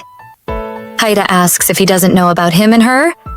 He replies that they're just friends, right? But Yoon-kyo is the only one who thinks that he's a friend. He asks what? Jaehyun says he'll be honest about what happened. At first, it was just his curiosity, but the day he talked with her, he fell in love with her, so he's going to keep sticking around her, and he has no reason to listen to him. It's not like he's her boyfriend or even intends to confess to her. It's him who hasn't done anything since he's too afraid it could ruin their friendship. Not even the right kind of friend. He can guess what kind of guys he introduced to her. They probably all resembled Lee Doyun to remind her of the bad feeling and make her reject them herself. Jaehyun warns him not to try to break the relationship. He just needs to continue wearing the mask of friendship. He receives a text from his dad saying he's sending the car. It'll be there soon. Also, he shouldn't bring his mom on his birthday so they can have a meal together. He responds that he'll do that. He thinks to himself that he's sure Eun-kyo got a call about the premiere. She didn't go home or come to his basement, and she didn't show up in the messenger. So he guessed she didn't add his phone number. And a flashback. He says he thinks he pushed too hard. He knows she sees him as a kid, but when he saw it in person, he was a little upset. The he fell in love at first sight thing is real. She asks, when was that first sight? He says it doesn't matter. Even if she was on of the people crossing the road, he would have fallen in love. She asks herself why he's talking like that now. She says he's right. Anyone can fall in love at first sight. Honestly, she didn't think he loved her. She thought he just wanted to be intimate with her once. She thinks to herself that she almost said she was a tratty him when they first met in the recording studio. He won't even respond. Did she treat him harshly? She says she thinks it's that building. He tells her to remember where they parked in case she gets lost. She thinks to herself that she guesses he'll take her home too, if she says it's okay. She asks him how he hurt his hand. He says he cut himself. It was a dangerous job, but he wasn't careful. Jaehyun says he got about 5 stitches and he's going to get them checked out tomorrow. Yoon-kyo asks him when he got hurt. He says on the rainy day when they talked. They never saw each other after that when he was healing. He says they're there, they should start going. She asks herself if that day he was waiting for her to come down. Hyung welcomes them. He says they should go in quickly. They're going to have the premiere, and after that, the business presentation. He tells them to have some fun at the after party. He shows them their seats. He tells them that they've got a stage bow, so they shouldn't run away. Hyung is called to the stage, so he starts leaving and tells them to enjoy the show. The female lead thinks to herself that there are quite a lot of people. Most of them are investors. And people in the film industry, right? She spots Jaehyun. He looks like a fancy peacock. He stands out everywhere. Such a strong presence without even trying. Hyung is on the stage. He says they all know the project is for the visually impaired, so he'd like to thank everyone who donated their talent. Jaehyun says there are more people than he thought. She says she knows and asks if he's going to say hi to fans and stage. He asks if she doesn't like it. She says it's hectic enough. Hyung says the she will soon start. The female lead says she doesn't like to draw too much attention. Jaehyun says she should run away if she'd like. She asks what. They hear his voice recording saying, I pray that you'll love me because I do. He says his voice is no joke, right? He asks if it's okay to hear his voice this loud. She tells herself to breathe. Her heart is going to explode. Is it because his voice is echoing in the place? She's shaking because of that. He asks why she's shaking. She pulls away. He holds her face and she tells him to stop. He kisses her. He tells her that she's bleeding. She asks what's wrong with him. No matter how hard she pushes him, she can't even get mad at him for overstepping anymore. Why does he keep pushing her into situations she can't handle? He says with the look he's giving him, Why won't he act like that? She tells him not to do it there. He says they should go outside to the car. He pulls her to the car. She tells him to wait. There's something that they should do. He asks if she knows what he was thinking when he recorded that. He was thinking of what he should do with her. He thought he wanted to rap it on her face. She looked at him like he wanted to kiss her, that he thought she was in love with him. He asks if she's getting angry because he's pushing her further. She needs to take some initiative too. He says she's the one who looked at him with those eyes because she liked his voice that much. She has to take responsibility too. They're almost intimate, but Jaehyun's phone rings. She says she thinks he'll keep calling them. They should get back for now. He says she should give him some time. She says okay. She'll talk to him about today later. She won't avoid him, so he shouldn't act dramatic. Hyung thanks everyone for their help and tell them to please enjoy it as much as he's worked hard. Yoon-kyo spots Jaehyun. She asks herself if he's back to wearing that mask again. She'd be lying if she said the kissing wasn't satisfying. She's never seen a man like that in her life before. She tells herself that if she's flattered by things like that, then she hasn't grown up yet. She watches as he goes into the road. Is it unfair for her to feel jealous? Hyung sees her and asks what she's doing there. She says she's tired and asks if she can go first. He says it hasn't been long since she came and she says she has work to do. He tells her that Jaehyun's birthday is tomorrow. She should at least see the celebration before she goes. She asks what? He asks if she didn't know. She says no. He didn't tell her. He says he thought they were close since they came together. Hyung says he's surprised he didn't tell her, but it seems he's a bit reserved and doesn't like to talk about himself too much. He doesn't truly know about him. Someone calls the director's attention and asks about Jaehyun. Meanwhile, the female lead starts going. She thinks to herself that since he isn't there, can she just go home? She asks if she should at least tell him happy birthday before she leaves. She thinks to herself that this place is even more hectic than the second floor. Then she bumps into someone. The guy asks him what he's doing. Why is he acting so awkward? He's not supposed to feel awkward at a place like this because he's been gone for 3 years. The man calls him Lee Doyun. It was Lee Doyun's birthday 4 years ago. When it exceptionally rained hard, he said he'd be back after his meeting with his friends at a cafe they often visited. Eun-kyo waited for a boyfriend who would never be returning. Every chance to make up kept getting pushed back. At some point, he didn't even call her. She feels like she's become a tragic heroine in a movie. From they say, she started to feel a faint rift in their relationship. It didn't take too long for the faint cracks to become even clearer. Lazily repeated mistakes. Constantly out of touch with promises to meet. The times they met gradually reduced. She's hear about him from others more often than from him. Even though she knew he was making a fool out of her, she pretended because it used to be so good. She thinks she liked him so much. The female lead asks herself why she's thinking about the past now. Is it because today is Lee Jae-hyun's birthday? She would have just gone home right away. She looks around and sees it's not the front store. She's not the kind of person to get lost so easily. What happened? She checks if the car is still there. As expected, she's doing something useless, waiting for someone and not knowing when they'll come. She hates it. Jaehyun calls her. She turns back and tells him happy birthday. He looks shocked. She explains that she found out his birthday because Hyung told her. She just wanted to congratulate him. She asks if he drank. How is he going to drive? He asks since when she has been there. She says it hasn't been long. She was about to go home, but she thought... He asks why she didn't call him or something. She says she heard that no matter how much the staff called him, he won't even answer. He says that's because he didn't recognize the number. Didn't she save the number that day? She thinks to herself that she can't say she threw it away. She says the tissue was a bit wet so she couldn't see it clearly. And there is no number written in his car, he says. Of course. He hits the car and his phone starts ringing. He says she should have done that. She says she didn't know that. She asks herself who would have thought hitting a car would call the owner. He says she should make sure she does it next time. He asks if he can misunderstand it. She asks, misunderstand what? He says that her affection and concern is a sign of interest in him. He says he's gotten a substitute. He'll take her home. She says he should just go home. She'll take a taxi home. He says they should go together.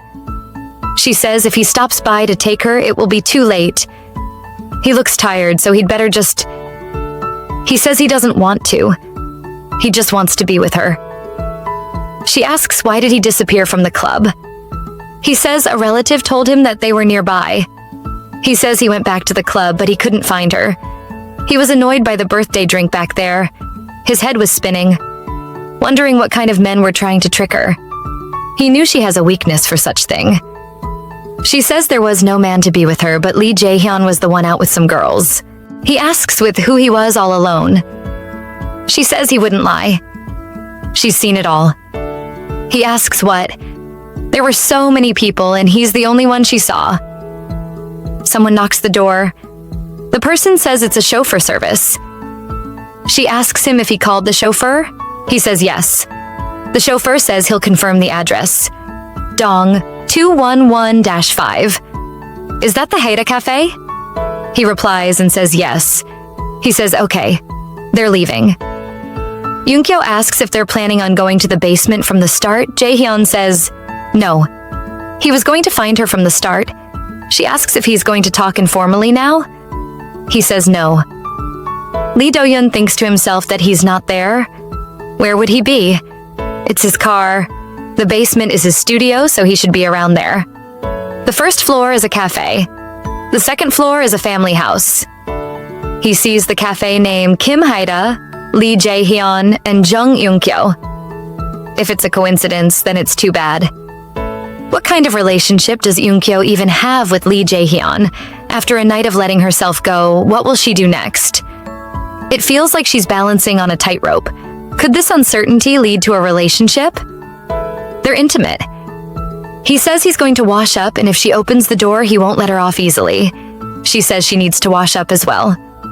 She's going first. He thinks to himself that he finally caught her. He's going to make sure she'll never forget his face. She says she thinks he's really crazy. He thinks to himself that it took so long to make her look excited. It would have been even harder to catch up to her if she hadn't been stuck for 3 years. He still has a long way to go. He's just getting to the starting lines. It's so early to start sprinting. He receives a notification from his car with a picture. His friend asks him what he has been looking for since earlier. Lee Do-hyun says he thinks he saw Yunkyo here. He replies and asks who. He says yes, but Jung-hoon. Why would she be in the same place as his little brother? Jae-hyun switches off the light. The female lead asks if it's a blackout. He says he'll take care of it. She should slip and get hurt. She should stay in the bathroom. She asks if he wants to check the fuse. It's near the shoe rack. He says he doesn't think there's anything wrong with the fuse. He'll check the building's circuit breaker outside, so she shouldn't come out. But he'd like her to come out, though. She says she's not coming out. He thinks to himself that she's been tied up at home for a while. Then he gotta get rid of Lee Do-hyun. Jae-hyun asks him what brings him there. He thought he went home from the club. He replies that the club wasn't really fun, just as he'd said. He asks if he has to visit the club even though he said it won't be fun. Do-hyun says he thought he hid something fun again. He sees he's still doing this bizarre job. Jae-hyun asks why he's in his studio. He replies that come to think of it, it's his birthday. He wanted to wish him in person. Wasn't the last one too short in front of Dad and Auntie? He says he would have just said it at the club then, as he knows he'd get him dropping by his studio. That's so rude. Doyun says he looked quite busy. Is he popular with girls? He's become cooler. His body has gotten a lot better too. That's news to see. He was worried as he was so skinny and short back then. Jae-hyun asks if that's so. His body changed because he's been working hard on it consistently. It's been 3 years, but his brother hasn't changed at all. Doyun thanks him and says, now he knows how to work hard too. Haven't he grown so well? By the way, there was an unfamiliar car parked in his house parking lot. Isn't that his? Looks nice. Is it a gift from the professor too? Jae-hyun thinks to himself that he went to his home too. He says he can have it. Doyun says his dad seems to be a very nice person. He even brought a foreign car for a student who's still so young, but he already so much. Still, he wants to take what's his. Jaehyun says he's not sure. Isn't his brother the one that has everything? He's still broke. He replies and asks if he doesn't have anything to say to him. He says he has no idea what he's talking about. Doyun says he knows. Kim, Haida, and him. All coincident, right? For some reason back then. He thinks to himself that there's no change in his expression, nothing to catch on for now. He tells him not worry. Why is he doubting his amazing little brother? He'll enjoy the car. He was thinking about getting one after getting back to Korea 2 days ago, but thanks to him, his worries are gone. They should see each other often, and also at his age, hanging out with kids from the club suits him better. Anyways, he should enjoy his life. He's leaving. Jaehyun asks if there's nothing for him. He didn't give him a present as he came empty-handed. Rather, he's taking one from him. Well, thanks anyway. Also, he hopes he won't come to his studio out of the blue in the future. It doesn't matter if he's his brother. They say someone who doesn't know anything about art yaps the most. Jaehyun asks himself if Dohyun noticed anything. He's glad that he didn't get to meet Unkyo as she left the club early. He goes to the fuse and sees the female lead there. He says he told her to stay in the bathroom. She asks where he has been. She didn't come out and the lights were still out. She thought she'd try doing something. She asks if the electricity is back because he fixed the circuit breaker. He says it didn't work earlier. He guessed it was a brief problem. She asks if he smoked earlier. She didn't like the smell. He says it's the smell and he didn't like it either. He carries her over his shoulder and says they should wash up again. She says she's going out. Jaehyun is playing with the rabbit figurine, and then Unkyo sits up. He asks if she's up. She says yes, and asks what's the time now. She asks if it's already past 1:10 p.m. He says it's around noon. She thinks to herself that she's done. She was going to send him back before going to work. He says she promised to go with him to the hospital today, and asks if she wants to go to the bookstore after that. He has a book to get. She says, okay. As they go downstairs, they see a tense Haida standing at the door. He tells her to make sure she calls her blind date personally to cancel the date, and tells Jaehyun to follow him for a second. She tries to explain that they only drank together and passed out. She thinks to herself that he's not going to fall for such excuse, is he? Should she just tell Haida that he's not dating Lee Jaehyun? These kinds of situations are so exhausting. He enters the car. She asks him what Haida said. He says it's just obvious nagging. She thinks to herself that Haida is acting like a guardian when he's not even a dad yet. Has taking care of her become his habit now? He couldn't help but end up feeling responsible for his friend. The doctors tells him that the stitches have been removed. He should be mindful of the hand today. He can take off the bandage tomorrow. Jaehyun thanks him and walks out. Unkyo asks him what the doctor said. Did it heal well? The bandage is quite big. He's sure the cut wasn't pretty bad. She hopes it doesn't leave a scar. He recalls what happened on the shower this morning. He says the doctor said it healed well. Is she hungry? He'll treat her for following him to the hospital. She says she's the one who should treat him. He's a student and she's a working adult. He thinks to himself that she's treating him like a child again. He says it's true that he's a student, but he's an expensive artist in his field. It's on him today. She thinks to herself that from the paperweight he made that time, he surely is talented. He asks if they should eat meat, looking back at yesterday. She looks very light.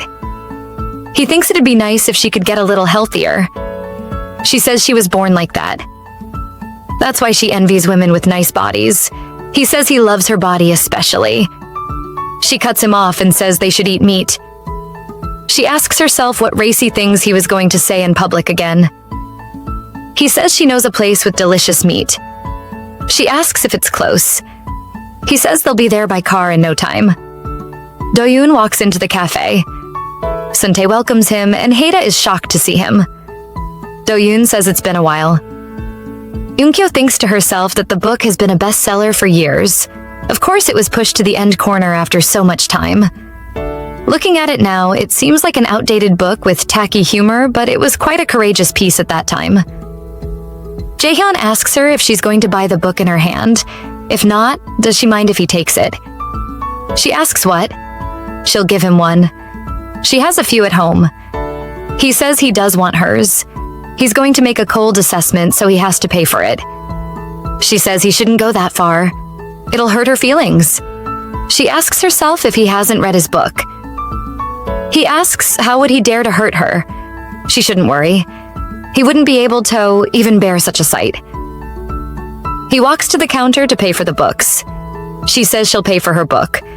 He says he has already paid with his card. Haida says he'll serve this customer coffee. Suntae asks if he knows him. He's such a looker with unique vibes. Haida thinks to himself that, of course, he knows him, Yoon-kyo's ex-boyfriend. He asks him what he's doing there. What business does he have there? Doyun says his words are too bluntly hurtful. He's glad to see him too. Haida says it's been a while he last saw him, but he hasn't changed, has he? He replies that the cafe is sophisticated and nice. He's a successful CEO, isn't he? He says it's time he finds a way for himself. Doyun asks if Yoon-kyo lives there. Haida thinks to himself that he's going to the straight-to-the-point He says no. He replies and asks if she works there.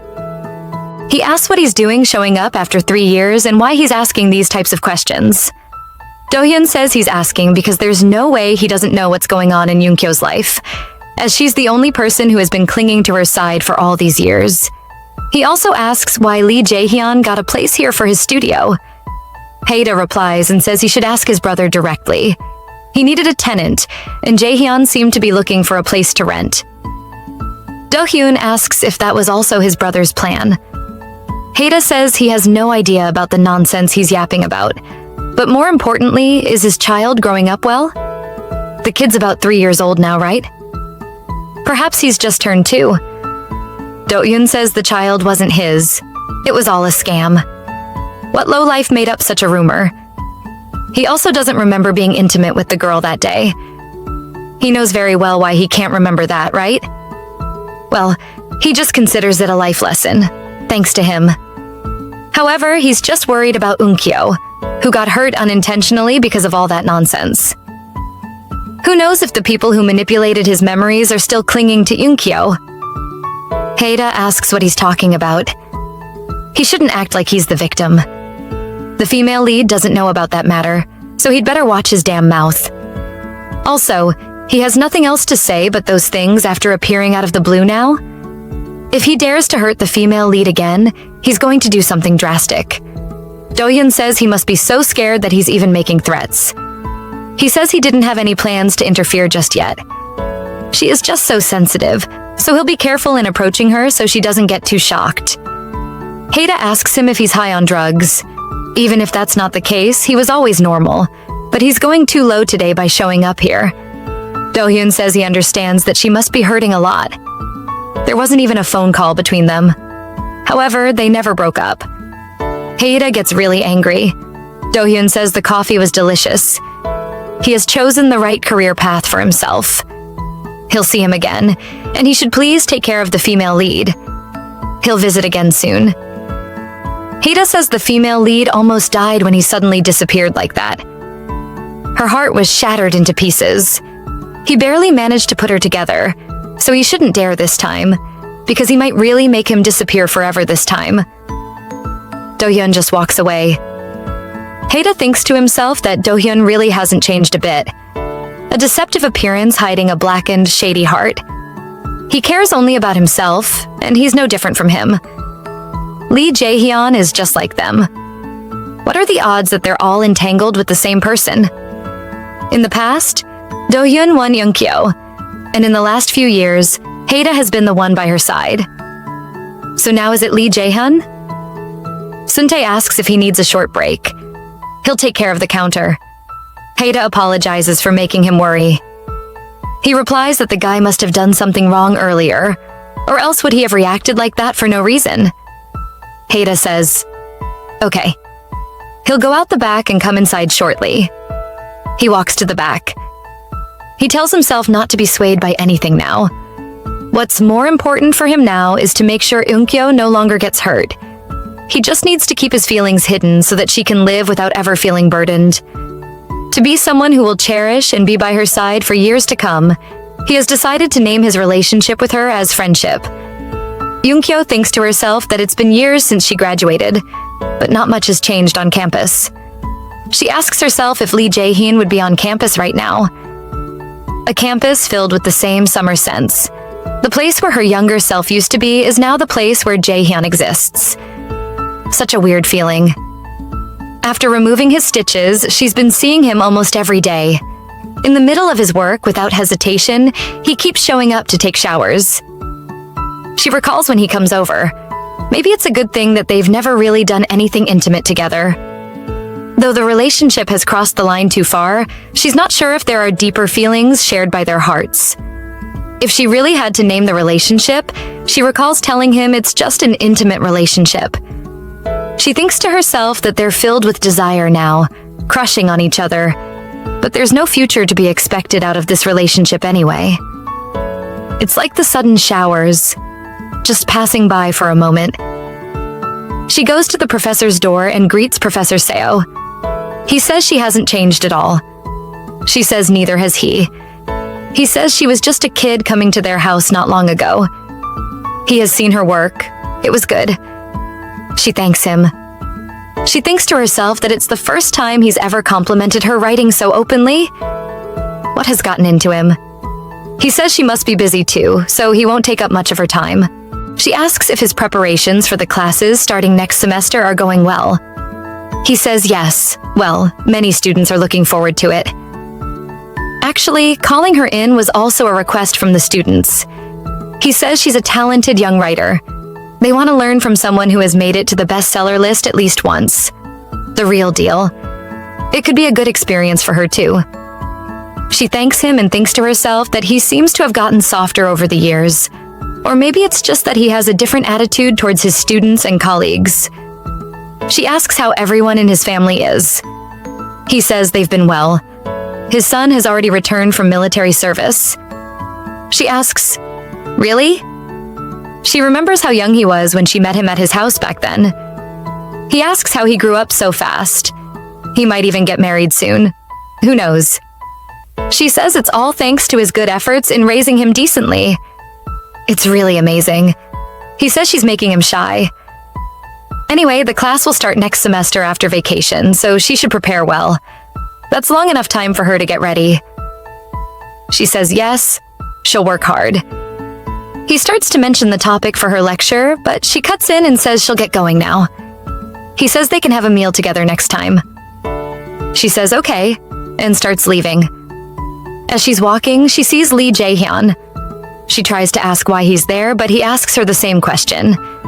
She says she came to see her professor. She's supposedly teaching a class next semester. He asks if it's the course everyone's been going crazy over and trying to get enrolled in. She says, "What? It's not my course then." He asks if someone who writes and works at a cafe has time to give lectures. She asks herself why it seems like he's picking a fight.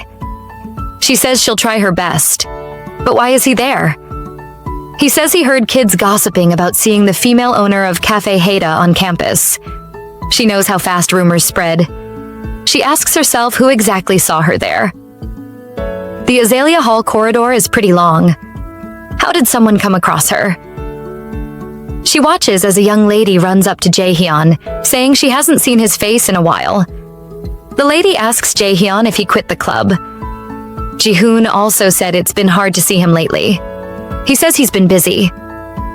The female lead thinks to herself that it's the girl from that time at the cafe. His other friends surround him, calling his name. Eun-kyo thinks to herself that seeing him in moments like this is a reality check. They belong to two different worlds. She should leave immediately. She says she'll be going now. Meanwhile, the others whisper and ask where they've seen her before. Jae-hyun holds her and says they should go together. She says she's in a hurry to get back to the cafe. He should continue hanging out with his friends.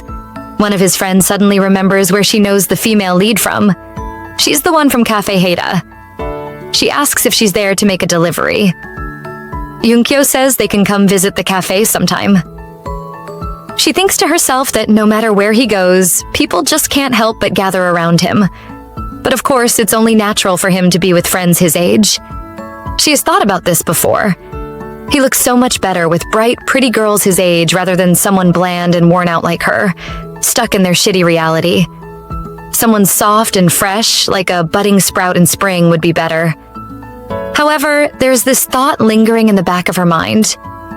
If it's Lee Jae-hyun nevertheless, having all these complicated, conflicting thoughts is the real problem. Maybe she just doesn't want to deal with these unfamiliar, awkward feelings. She realizes she zoned out and ended up in the central square instead of the campus main gate. She tells herself to get a grip. A young lady walks up to her and asks if she's from the deduction club. Right now, they're trying to adjust the difficulty level of their quizzes. Could she please help with the testing just once? The female lead asks, "What?" The young lady says yes. After solving the quiz, she has to solve the maze puzzles in a single stroke. They're trying to set the difficulty level for these, but honestly, they don't have a clue. She replies, "If it's just for a minute." The young lady thanks her and asks if she likes puzzles. One of the spectators says, "They're gonna be hard though. Can a regular person really solve these?" But she gets it right. Yunkyo asks, "It's the one-stroke maze, right?" "I have to reach the exit point in a single try." She thinks to herself that the quiz was easy, but solving the maze in one stroke seems a little hard. She says she thinks she'll fail at this level of difficulty. Then Jaehyun walks up behind her and says, "It doesn't even look like a puzzle. It's way too easy." One of the spectators asks if she made this puzzle. She should at least adjust the difficulty level. Jaehyun says they should come on. He's been looking for her everywhere. She says she's just helping them out a bit. The young lady says that's right. She's been a big help to them, and they'll give her a gift too. Yunkyo says it's all right. She doesn't have to give her anything. She thinks to herself that she shouldn't tell her that the gift is that big teddy bear she's staring at. Jaehyun asks if she's doing all this because she wants the teddy. She says it's not that, Jaehyun tells Song Ji-hoon to raise the difficulty level of these quizzes, then asks what he has to do to take the prize. She says she doesn't need any. Ji-hoon asks if he's talking about the top prize. He explains that they're going to record everyone's time, and the quickest person will get a call after the festival as the winner. Jaehyun asks, what if he wants to take it now? Ji-hoon replies, "Seriously? The festival hasn't even started yet." Yunkyo thinks to herself that they must be quite close. She thought he only acted with such unbothered coolness in front of others, but he knows how to sulk and pester his friends like this. She thinks it's cute. Ji-hoon gives her a quiz. He says it's the hardest one yet. If she solves it right away, he'll give her the plushie himself. Jaehyun asks if she wants that one. She says she doesn't really need it. Jaehyun tells her to think of it like this. She's got a customer to serve at the cafe, and she's got to make it to the exit point without stopping once. But if her pen touches the lines or moves backward, she's out. She starts. Her pen touches the line. Ji-hoon says they're out. He says they were doing so well. Why did she suddenly mess up? He tells them to put the prize back. Jaehyun tells the female lead that she doesn't know how crazy he is. She asks, "What?" He says his heart is beating so fast. She asks, "What?" He says he wants to kiss her right away. She asks how far he's going to take this. People are looking at them. He should let go of her hand already. He says the protection will be available this week, and she pulls away. He thinks to himself that even though it seems like he can finally catch up to her at any moment, she can drift away in an instant. She can push him off and run away as many times as she wants, but he's never going to let go of her.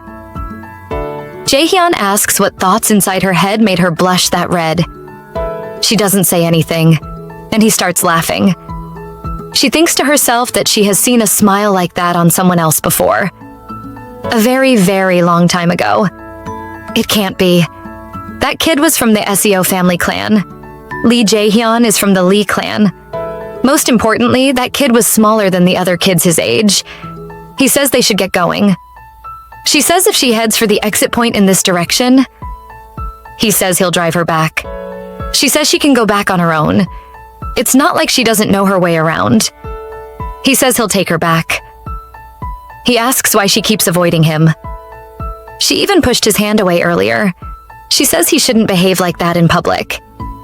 He asks what's wrong with him behaving that way. No one is around anyway. She says even though no one is around at that moment, they're still outside. That too, they're on campus. What would his friends think if they happened to see them together? He asks what they would think. She says they would think it's weird, of course. He asks what's weird about them. It's not like he has another girlfriend there or that he's kissing a guy out in the open. She says it's because it doesn't suit him. He asks if he's just a kid in her eyes. Isn't he? She asks. She says it's a fact that he's younger than her. He asks if he was good every time they were intimate. She tells him to get his facts straight. He's yet to do anything with her. He reminds her what they did in the shower. She says that's why he's still a kid. What she meant to say is, he asks if she will be okay with him seeing girls his age. He says he never begged her to date him. Though he has nagged his way into kisses and intimacy, she asks, so what? He says he's asking if he gets a girl his age to date him. Will she stop complaining? He says her bringing it up again and again. She's just doing it to feel better about herself without guilt, right? She says yes. That will make her feel better without any guilt. Yunkyo is making coffee. Haida says he still has 3 more bottles to prepare. She asks, 3 more? With the amount we have here? He says they said 100 more people will come. They're paying them well, including delivery and catering expenses, so they have to push sales as much as possible. Plus, the request came from his alma mater. How could he not do it properly? She asks herself who asked for catering service at a campus festival. She recalls her last conversation with Jaehyun. Such a hollow ego it was. Just this pathetic pride of hers. She doesn't want to get swayed by his cruel words. He seemed totally unfazed hearing her answer. Throughout the whole time driving her back to the cafe, he was his usual unbothered self. That was what even bothered her more.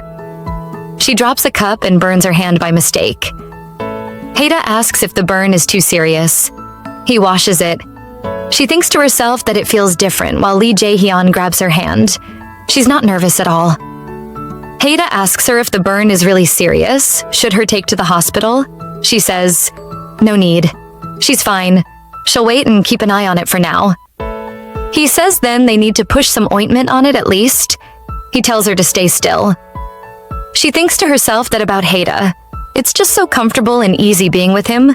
She wouldn't probably feel anything even if he were to hug her tight. She asks if he's dating anyone these days. He's been so quiet lately. He asks when she started caring about her love life. They should pretend they don't know each other. She asks if they were to be single at their 50s. What if they just got married? He asks, what? She says she means they can feed and take care of each other in their lonesome old days. She asks if it's too stupid of a plan. He asks why he would ever get married to her. She asks what's wrong with her. He says he actually wants a lovey-dovey, sweet married life with a girl he can do anything with. She says she's a woman too. He doesn't see her? Or what? He says of course she's not. He just sees her as an old friend. He can't be doing any of those things with her. She says that's true, she can't do it either. But will he promise to be around her as a friend? She says she won't ask him to marry her. He gives her a temporary relief patch. She should make sure to get burn patches and wear them later if it doesn't look better after a while. She should go to the hospital right away. She says it'll heal and be all right hopefully. Young Yunkyo is at the festival with Kim Haida. She is busy making drinks when a group of men come up to greet Haida. Looking at them crowding him and asking how he is, Yunkyo can't help but wonder. He knows everyone here from the event organizer to the guest celebrity, so why is a guy with such a wide network running a neighborhood cafe for a living? Remembering he is also a building owner who also runs a cafe while she is just a tenant, Yunkyo decides to mind her business. She is arranging their stand when someone says above her, "So this is how I'm finally meeting you. Miss Jung Eun-kyo, am I right?" Our female lead has no idea who this man is. She stares up at him blankly. The man notices she can't recognize him and laughs while introducing himself. "I'm Park Seung-ju," he says. He is the man whom she was supposed to meet on the blind date Kim Haida set up for her, which unfortunately didn't work out. Eun-kyo is embarrassed and greets the man. "I didn't expect to see you here," she thinks. "Where is Kim Haida?" the man asks. Eun-kyo nervously looks around for her friend, but she can't spot him. The man standing before her reaches into his suit jacket and pulls out a business card. He tells her he runs an event planning company. They are the ones in charge of planning today's festival as well. Smiling at her, he lets her know he has already told everyone the coffee is a self-service stand, so they will help themselves. He urges her to look around and also enjoy the festival since Haida isn't at the stand. Seeing people already picking up drinks themselves, Eun-kyo reluctantly agrees. Seung-ju doesn't leave. Instead, he tells Eun-kyo he has seen her before at the cafe. That was why he asked Haida to introduce them. However, the date fell through, making him very disappointed. "I see. I'm really sorry." She apologizes. "I actually have a lot of work to take care of these days, so I had to call it off." Park Seung-ju laughs. Staring at her, he tells her meeting her here like this. He actually likes it more. "It feels natural," he says. "Like fate. Like it was destined to happen and to be." Looking at him, our female lead thinks he must be a good person. However, something about him seems to remind so much of someone. Her ex, Lee Doyun. At that moment, Eun-kyo was sure canceling the date was the right decision to make. She smiles and asks him if he would like some coffee. The ones at this side haven't melted yet. The man agrees. Since Eun-kyo is facing the door from where she stands, she is able to see whoever comes in. To her surprise, Eun-kyo is shocked when she sees someone enter from behind him. It is Lee Jae-hyun who is busy talking to a pretty lady. The lady pulls on his shirt and he bends down, listening to what she is saying with a smile on his face. Eun-kyo remembers his words asking her if he starts seeing girls the same age as him. Will that be okay with her? It seems, however, that it bothers her as she frowns. Her mind becomes unsettled. "Aren't you going to give me that coffee?" A voice interrupts her thoughts. Seung-ju has no idea of what Eun-kyo is going through and is still waiting for his cup of coffee. Eun-kyo is brought out of her jealousy and nods, apologizing to Seung-ju. She hands him a cup of coffee, but her mind is not on him. She is wondering what Lee Jae-hyun is doing there. He came out of the tent. He must be working as a staff, right? But he's with a girl. Did he start dating already just in one day? Seung-ju is still trying to make conversation with Eun-kyo. He wants to know if she enjoys festivals. She isn't sure as she never considered festivals as something she would enjoy. She is the type to avoid anything too social. Seung-ju replies, asking if she writes. The two are busy talking and have no idea that Lee Jae-hyun is now watching them. From his position not far away, he can hear what the two are saying. Seung-ju is asking Eun-kyo out on a date to somewhere more quiet, like a classical or a jazz show. Eun-kyo laughs when she hears his invite. She tells him he must really like events and wants to know if there are any other options apart from those two. Seung-ju explains that he is the type to get energized from events. If she doesn't mind, he will send her some tickets. Even if their schedule do not match, she can go watch it with a friend instead. Our female lead rejects him, saying she would feel too bad just getting free show tickets. In her mind, she complains about how hard it is to just turn him down. Seung-ju doesn't mind and laughs, asking her to just treat him to a nice cup of coffee, then next time they meet at the cafe. He has no idea danger is approaching him from behind as a jealous Lee Jae-hyun walks over. Noticing him approaching, Eun-kyo agrees. She might not be at Haida's level, but she does make some pretty good coffee too. Mr. Park is happy and teases her, saying he might come to the cafe just to drink her coffee instead of Haida's from now on. By now, Lee Jae-hyun is at Seung-ju's side. Eun-kyo is so nervous. Looking down, she tells Seung-ju that Haida would be heartbroken if he hears him say so. She expects Jae-hyun to stop at her side, but to her surprise, he walks past her without saying a word. Eun-kyo is disappointed. Holding her elbow, she wonders if it is because she told him to be careful at campus. But then why does she have a sudden urge to call his name? Suddenly, a hand appears and someone grabs her injured wrist. Eun-kyo is surprised and turns to see it is Jae-hyun. He asks her what this is. Did she injure her wrist? Staring at his face, Yunkyo starts blushing. Mr. Park interrupts their sweet moment, asking her if she knows this male student. Shocked, Yunkyo has forgotten where she is. She pulls her hand away from Jaehyun's hold quickly and admits she knows him. He is currently renting the basement of their cafe building, she says. Sungju is disappointed, saying he wanted to also rent the basement for storage, but it's Jaehyun using it now. He smiles at Jaehyun, but our male lead tells him there are people looking for him at the other side. There seems to be an issue with the sound system. Park Seungju instantly panics and says he has to leave and go check it out. Still, he doesn't forget to ask Yunkyo for a date, telling her to wait for him after the festival ends so they can have a drink together. Watching him go, our sweet girl hears someone whispering into her ear from behind. Jaehyun wants to know. She told him off to date someone else, but why is she flirting around with some other man now? Yunkyo looks at his angry face in surprise. He isn't done yet and asks her when she got injured again. Feeling nervous, she whispers, "Lee Jaehyun, I'm here." Hearing this, Jaehyun immediately steps away from her. He says he shouldn't touch her here in public, right? He walks away from her. As he goes, he informs her they have brought a water tanker that sprays water around so she should stay away from the stage. Looking at his retreating back, she remembers that they also sprayed water at the festival 10 years ago. Nothing has changed in the campus, and it is still the same. Thinking deeply, Yunkyo forcefully admits to herself, the only person that slightly interests her right now is Lee Jaehyun. Remembering him accusing her of flirting with someone else, she is unhappy. He was the one doing that, not her. But that doesn't stop her from walking forward. Our male lead is walking away feeling unhappy when he stops suddenly and looks shocked. Our cute girl is holding on to the back of his shirt tightly. "When will you be done?" she asks. "I want to go home before I get wet." Yunkyo is feeling shy and her face is red, but she is determined to admit her feelings. Looking into Jaehyun's eyes, she tells him, "Together, let's go home together." "When will you be done? I want to go home before I get wet. Let's go home together." Standing in the place teeming with people, Yunkyo is feeling embarrassed. She thinks Jaehyun must be surprised, because even to her, she thinks she is being weird. Looking down, her face is the color of ripe tomatoes. "That spot from yesterday." She hears him whisper as he hands her his car keys. "Go first and wait for me in the car," he tells her. She takes the key from him and he walks away, promising her he will be back soon. Looking at him leave, Yunkyo presses the key to her chest and wonders what is wrong with her. It is barely anything. In fact, he didn't do anything. She knows it is nothing, but why does she feel so happy inside? Smiling at the key she is holding, her eyes sparkle with joy.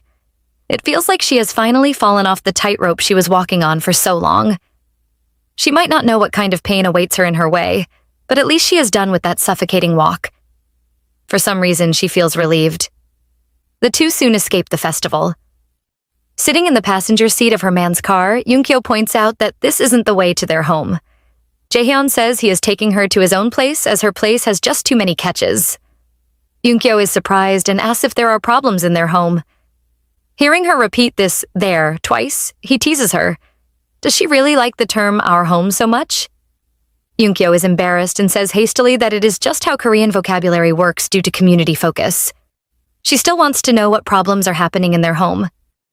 Jaehyun tells her there is a lot. First, security is poor. And second, Kim Haida is always on the first floor. Staring at Jaehyun, she wonders why he is saying Haida's name like he is his friend. Jaehyun tells her he didn't expect the man she was supposed to meet for the date to be CEO Park Sungju. Yunkyo says she also didn't expect to meet him like this today. Jaehyun doesn't look too happy, but when he hears her say she asked Haida to put off all the blind dates for the time being because she has been busy lately, he smiles widely. As they drive further, she notices his house is pretty far from school. In her mind, she feels it is pretty good.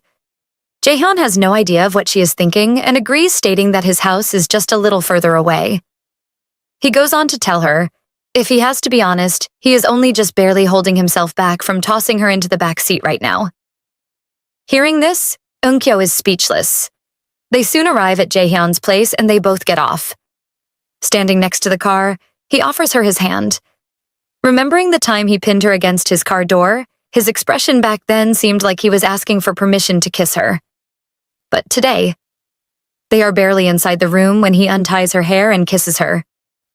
As they start to get intimate, he asks her if she by any chance regrets coming here. Eun-kyo says a small no, but he laughs. If she doesn't regret it, then why does she look like she is going to cry any moment from now? Sitting up, she scolds him, telling him to think about his huge body for once. How can she endure it without being scared? And also they are still at the entrance of his house. Hitting his chest, she scolds him for doing this at the entrance. Suddenly, Jaehyun takes her into his arms in a princess carry. Eun-kyo blushes, feeling shy. He takes her into the bedroom and she blushes when she sees the open box on the table. He places her on the bed and she nervously looks outside the window. He teases her, asking if she really wants to be admiring the view now. He tells her he feels like he is about to die. Soon the two begin to get intimate, but soon stop. He accuses her of being clumsy, and she retorts that he is just too big. Watching her get flustered and blunt makes him think of how cute she is. He tells her to take a shower. However, he will be the one washing her so her wound doesn't get wet. Eun-kyo protests, but he doesn't listen, and they go into the bathroom together. In the shower, the two begin to get intimate. The phone lights up with an incoming call. Haida Punk is calling. However, a slim hand picks the phone and cuts the call. On the screen, we see 6 missed calls from Kim Haida, along with a message asking why she isn't picking his calls. Does she want him to report her missing? Young Eun-kyo, however, can't be bothered with him right now. She is having the time of her life with Jaehyun. After a vigorous night, the two still haven't stopped and keep going. From behind her, Jaehyun asks if she isn't going to pick up Haida's call. He tells her to just pick the call quickly and say she is with him so Haida wouldn't have anything to worry about. When she does respond, he stops, asking her if she wants him to answer the phone for her. He would just tell Haida the truth about what they are doing and ask him to call back later if it's nothing important. Eun-kyo tells him to try doing such first. She won't let him off. She warns him not to dare say anything to Haida. Jaehyun wants to know why and tells her she is disappointing him. He is sure Kim Haida has already figured out what is going on between them anyway, so there is no point in her being anxious about it. After saying this, the two continue their vigorous intimacy. Lee Jaehyun drops Eun-kyo off at her place. He invites her to go see the festival together, but she refuses, saying she just wants to rest as it is even hard for her to walk now. Jaehyun complains and says they should have just stayed in bed longer, making her panic.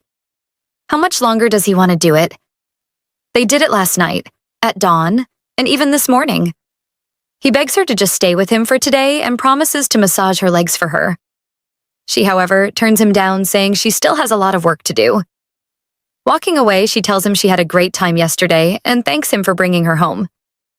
She waves him goodbye. He tells her to call him and she says she will. Looking back at him, she thinks, he must really want us to spend the whole day together. That expression on his face says it all. He was just all smiles yesterday. Behind her, Lee Jaehyun is looking like a sad puppy. As she heads upstairs, she remembers her conversation with him last night.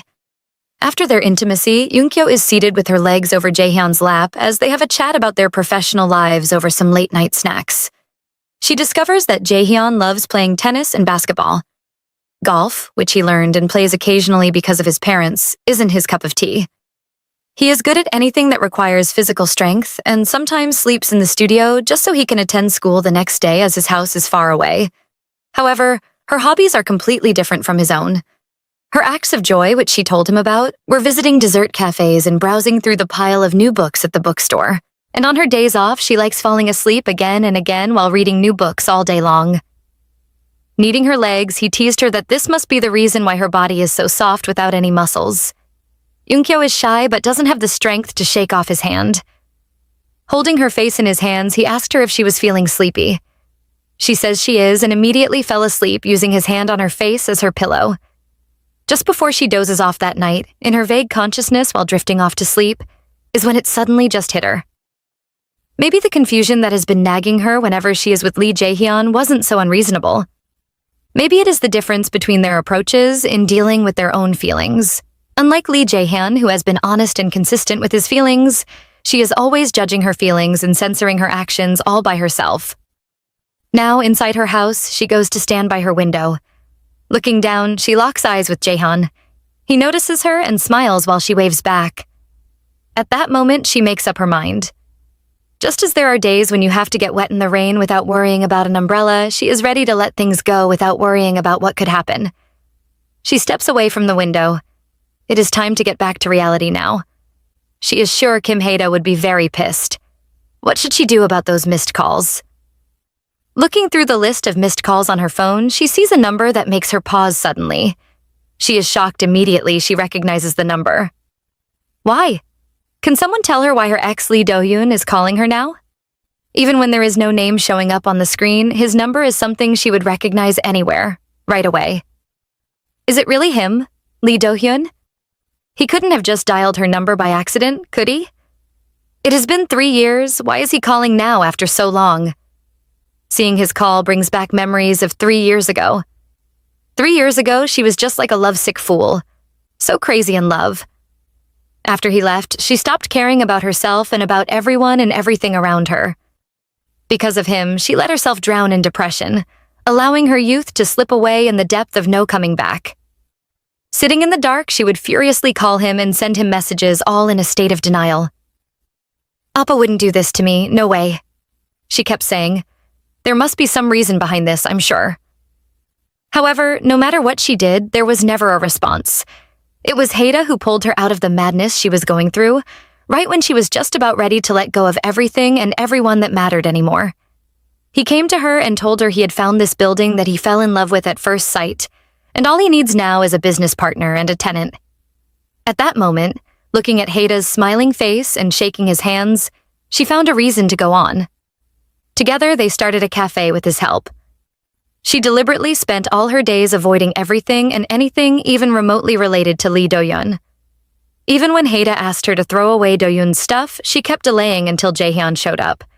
She would never forget how relieved she was when Jae-hyun offered to throw them all away on her behalf. She stops thinking of the past and returns to her room to lie on the bed. Remembering that it was Jae-hyun who helped her get rid of all Do-yun's trash, she is grateful to him.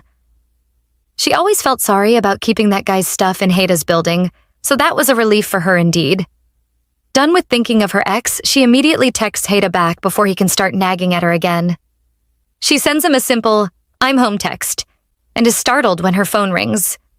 Picking the call, her old friend begins scolding her immediately, his voice echoing through the room. He tells her she did a great job. First, she suddenly disappeared, making everyone run around crazy worried, and then she stayed out all night.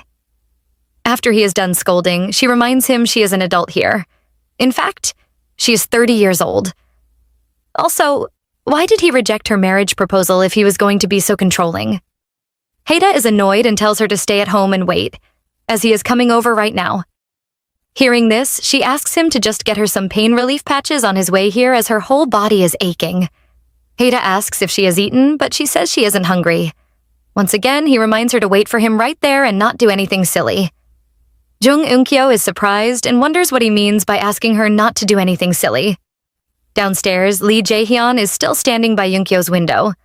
Staring up at her building, he can't help but wonder if he may have let her go too easily. As he gets into his vehicle and drives away, our overthinking male lead is about to have a breakdown. He is stressed over what she said. What did she mean by saying yesterday was fun? Where do they go from now on? Does she again now want him to spend time with his friends? Jaehyun can't help but feel frustrated and sad. Why is Eun-kyo still treating him like a kid? Whenever he is with kids his age, he always thinks they are immature. Like literal children, they're always so easily swayed by mere emotions, often recklessly impulsive and frequently whining about every little thing. To him, those are the kind of relationships that don't matter in his life anymore and just serve as background noise. Even though he gets along with his peers just fine, he always felt like he was well above all that childish tantrum. However, whenever he is with Jung Eun-kyo, it is the complete opposite. All of a sudden, he becomes full of energy out of nowhere in her presence, and is always yearning and whiny for no particular reason. His emotions become unwarranted, unpredictable, and are all over the place. In front of her, he feels like a kid in despair who's desperate to act like an adult. Ha, he scoffs. He didn't spend so long chasing after her only to have the whole thing end like this. Upstairs, Kim Haida has arrived and placed a bag of food for her on the table. Eat this later when you feel hungry, he says. Seeing the label on the package, Eun-kyo is excited. Isn't this from that famous restaurant? That one place where one might not get a table even after waiting in line for hours? The little foodie in her is shocked. Haida says the owner is an old friend of his, so he took care of it for him. Unkyo is amazed and thanks him for the food. She, however, wants to know if there is ever an end to those connections of his. Holding the relief patches she asked him to get, he wants to know where she will be putting it. She says on her lower back and hips. He sees some marks on her back and he immediately realizes what happened. Angry at her, he hands her the bag telling her she can do whatever she wants to do. He doesn't care. But at least she should take care of her body. How can she work like this? Grabbing the bag, Unkyo lies and says it is just some simple muscle soreness. He doesn't say anything and only asks her if she is going to eat in between writing. She says, yes. Why? Nothing. I just want to hang here for a bit. Too lazy to leave right now, he says. She doesn't mind as long as he doesn't disturb her when she is working. Sitting on her couch, he tells her not to fret. He is just going to play some games and roll around for a bit. Ah, he suddenly asks, where are you going for your vacation? She says she isn't going anywhere and will just stay at home to work on her manuscript. Kim Haida suggests she goes to one of those nice retreat places that are popular these days and just stay there writing and cooling down. Unkyo refuses as she doesn't have money for such. Inwardly, she complains about her aching back. Haida is pissed and asks where she spent all the money she has been saving up. She says she is still saving. She has to save more if she is going to have a house of her own too. She can't live as a tenant forever. Looking at her, he wonders aloud if he should just put this house in her name. Quickly, she smacks him on the stomach and asks him to stop spitting out rubbish. He laughs happily and wants to know how she felt after seeing Park Seung-ju. Unkyo suddenly realizes and asks if he took her to the festival for a purpose. He admits he did as he thought she might change her mind after seeing Seung-ju in person. Unkyo sighs. She tells her bestie that Seung-ju is nice. He is good-looking, has a nice personality, and seems successful professionally too. However, she just feels like he seems a bit too out of her league. Haida doesn't understand why, as the man made such a fuss about her disappearance. Looking sad, he says it seemed like Park Seung-ju really likes her a lot. Unkyo is surprised and then asks why Haida didn't tell her that Park Seung-ju has been asking for them to be introduced for a long while now. Haida is stunned but quickly covers up and says it is because she starts avoiding any man who shows an interest in her, like a plague. He says Seung-ju is one of those persistent guys, especially once someone catches his attention. Didn't he keep asking her to meet after the festival? He simply just kept blocking him for her, so she won't have to be bothered by him. However, now that she is interested in dating again, she could try to give Park Seung-ju a chance. Get your act together, Unkyo, he tells her. After his long talk, Unkyo confirms her thoughts. Kim Haida knows. He knows the reason why she has been acting like a fool these days, and even the person with whom she spent the night. He knows everything. Clutching her legs, she wonders if it wouldn't be better for her to just listen to Haida. After all, as both a friend and a business partner, he has always been right. But unfortunately, the only person she is interested in right now is Lee Jae-han. Haida! She calls her friend's name. He looks over at her and she tells him she got a call from Lee Doyun. Haida is immediately furious and scolds Lee Doyun. He wonders what is wrong with that man and asks her if she picked the call. She says she didn't and tells him to calm down. It was a missed call, and she didn't call him back either. Haida is still angry and calls Doyun a psycho. Unkyo interrupts him and tells him that Park Seung-ju looks like Lee Doyun. And right now, all she wants to do is avoid everything that will remind her of Lee Doyun. Looking at him, she apologizes. Outside the campus, our male lead is being scolded by his friend. Can't you make seeing your face a little less of a pain in the Ugh, his friend says. Do you have any idea how much trouble I got about why you were not coming?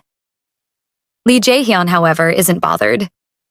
Okay, but I'm here now, he says. His friend is busy admiring the love of his life who he has missed so much. Jae-hyun's car. He tells Jae-hyun that he is only just arriving after he has been begging him since forever. He also reminds him not to even think of taking off out of nowhere just like he did on the first day of the festival. Jae-hyun says he will see but wants to know what his friend is doing out here. Besides, where is everyone else? Byung-joon tells him everyone is waiting at the front of the department office. The only reason why he is out here is to wait for Jaehyun. The two enter into the building with Byung-jun complaining about the professor only calling for the muscle brownies. It can't be more obvious what he is doing. Jaehyun laughs and says the man is surely obvious. The boys gather in front of the professor, who introduces them to CEO Park, asking what he thinks. Will this be enough to solve the manpower shortage? Park Sung-ju bows as he thanks the professor, assuring him it was more than enough, and thanks to him, their work just got a lot easier. The professor laughs and reminds Sung-ju he is also one of their graduates, therefore the school is willing to help. Facing the students, Sung-ju apologizes for making his juniors work hard. He promises to treat everyone to a proper after-party once the work is done, so they should please help him out. He explains that they are short-handed because one of their teams has got into an accident suddenly. The students don't believe him and murmur amongst themselves. One of them says he knew Sung-ju would say such nonsense about suddenly, when in fact he said the same thing on the first day of the festival when they pulled in their sculpture department for stage setup. He always uses such a convenient excuse to exploit people in the name of volunteer work. So annoying. Listening to them, our male lead gets angry.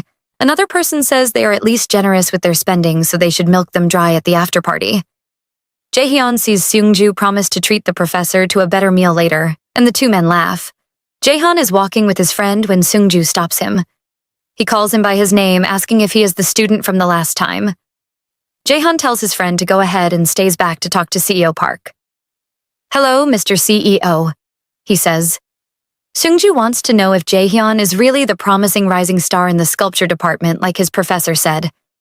He adds that the professor couldn't stop praising him. Jaehyun smiles and says that is very kind of him. Taking a bottle of drink from the machine, he says he almost didn't recognize Jaehyun. His vibe is so different from the last time. He thought he was just a part-timer in one of his teams back then.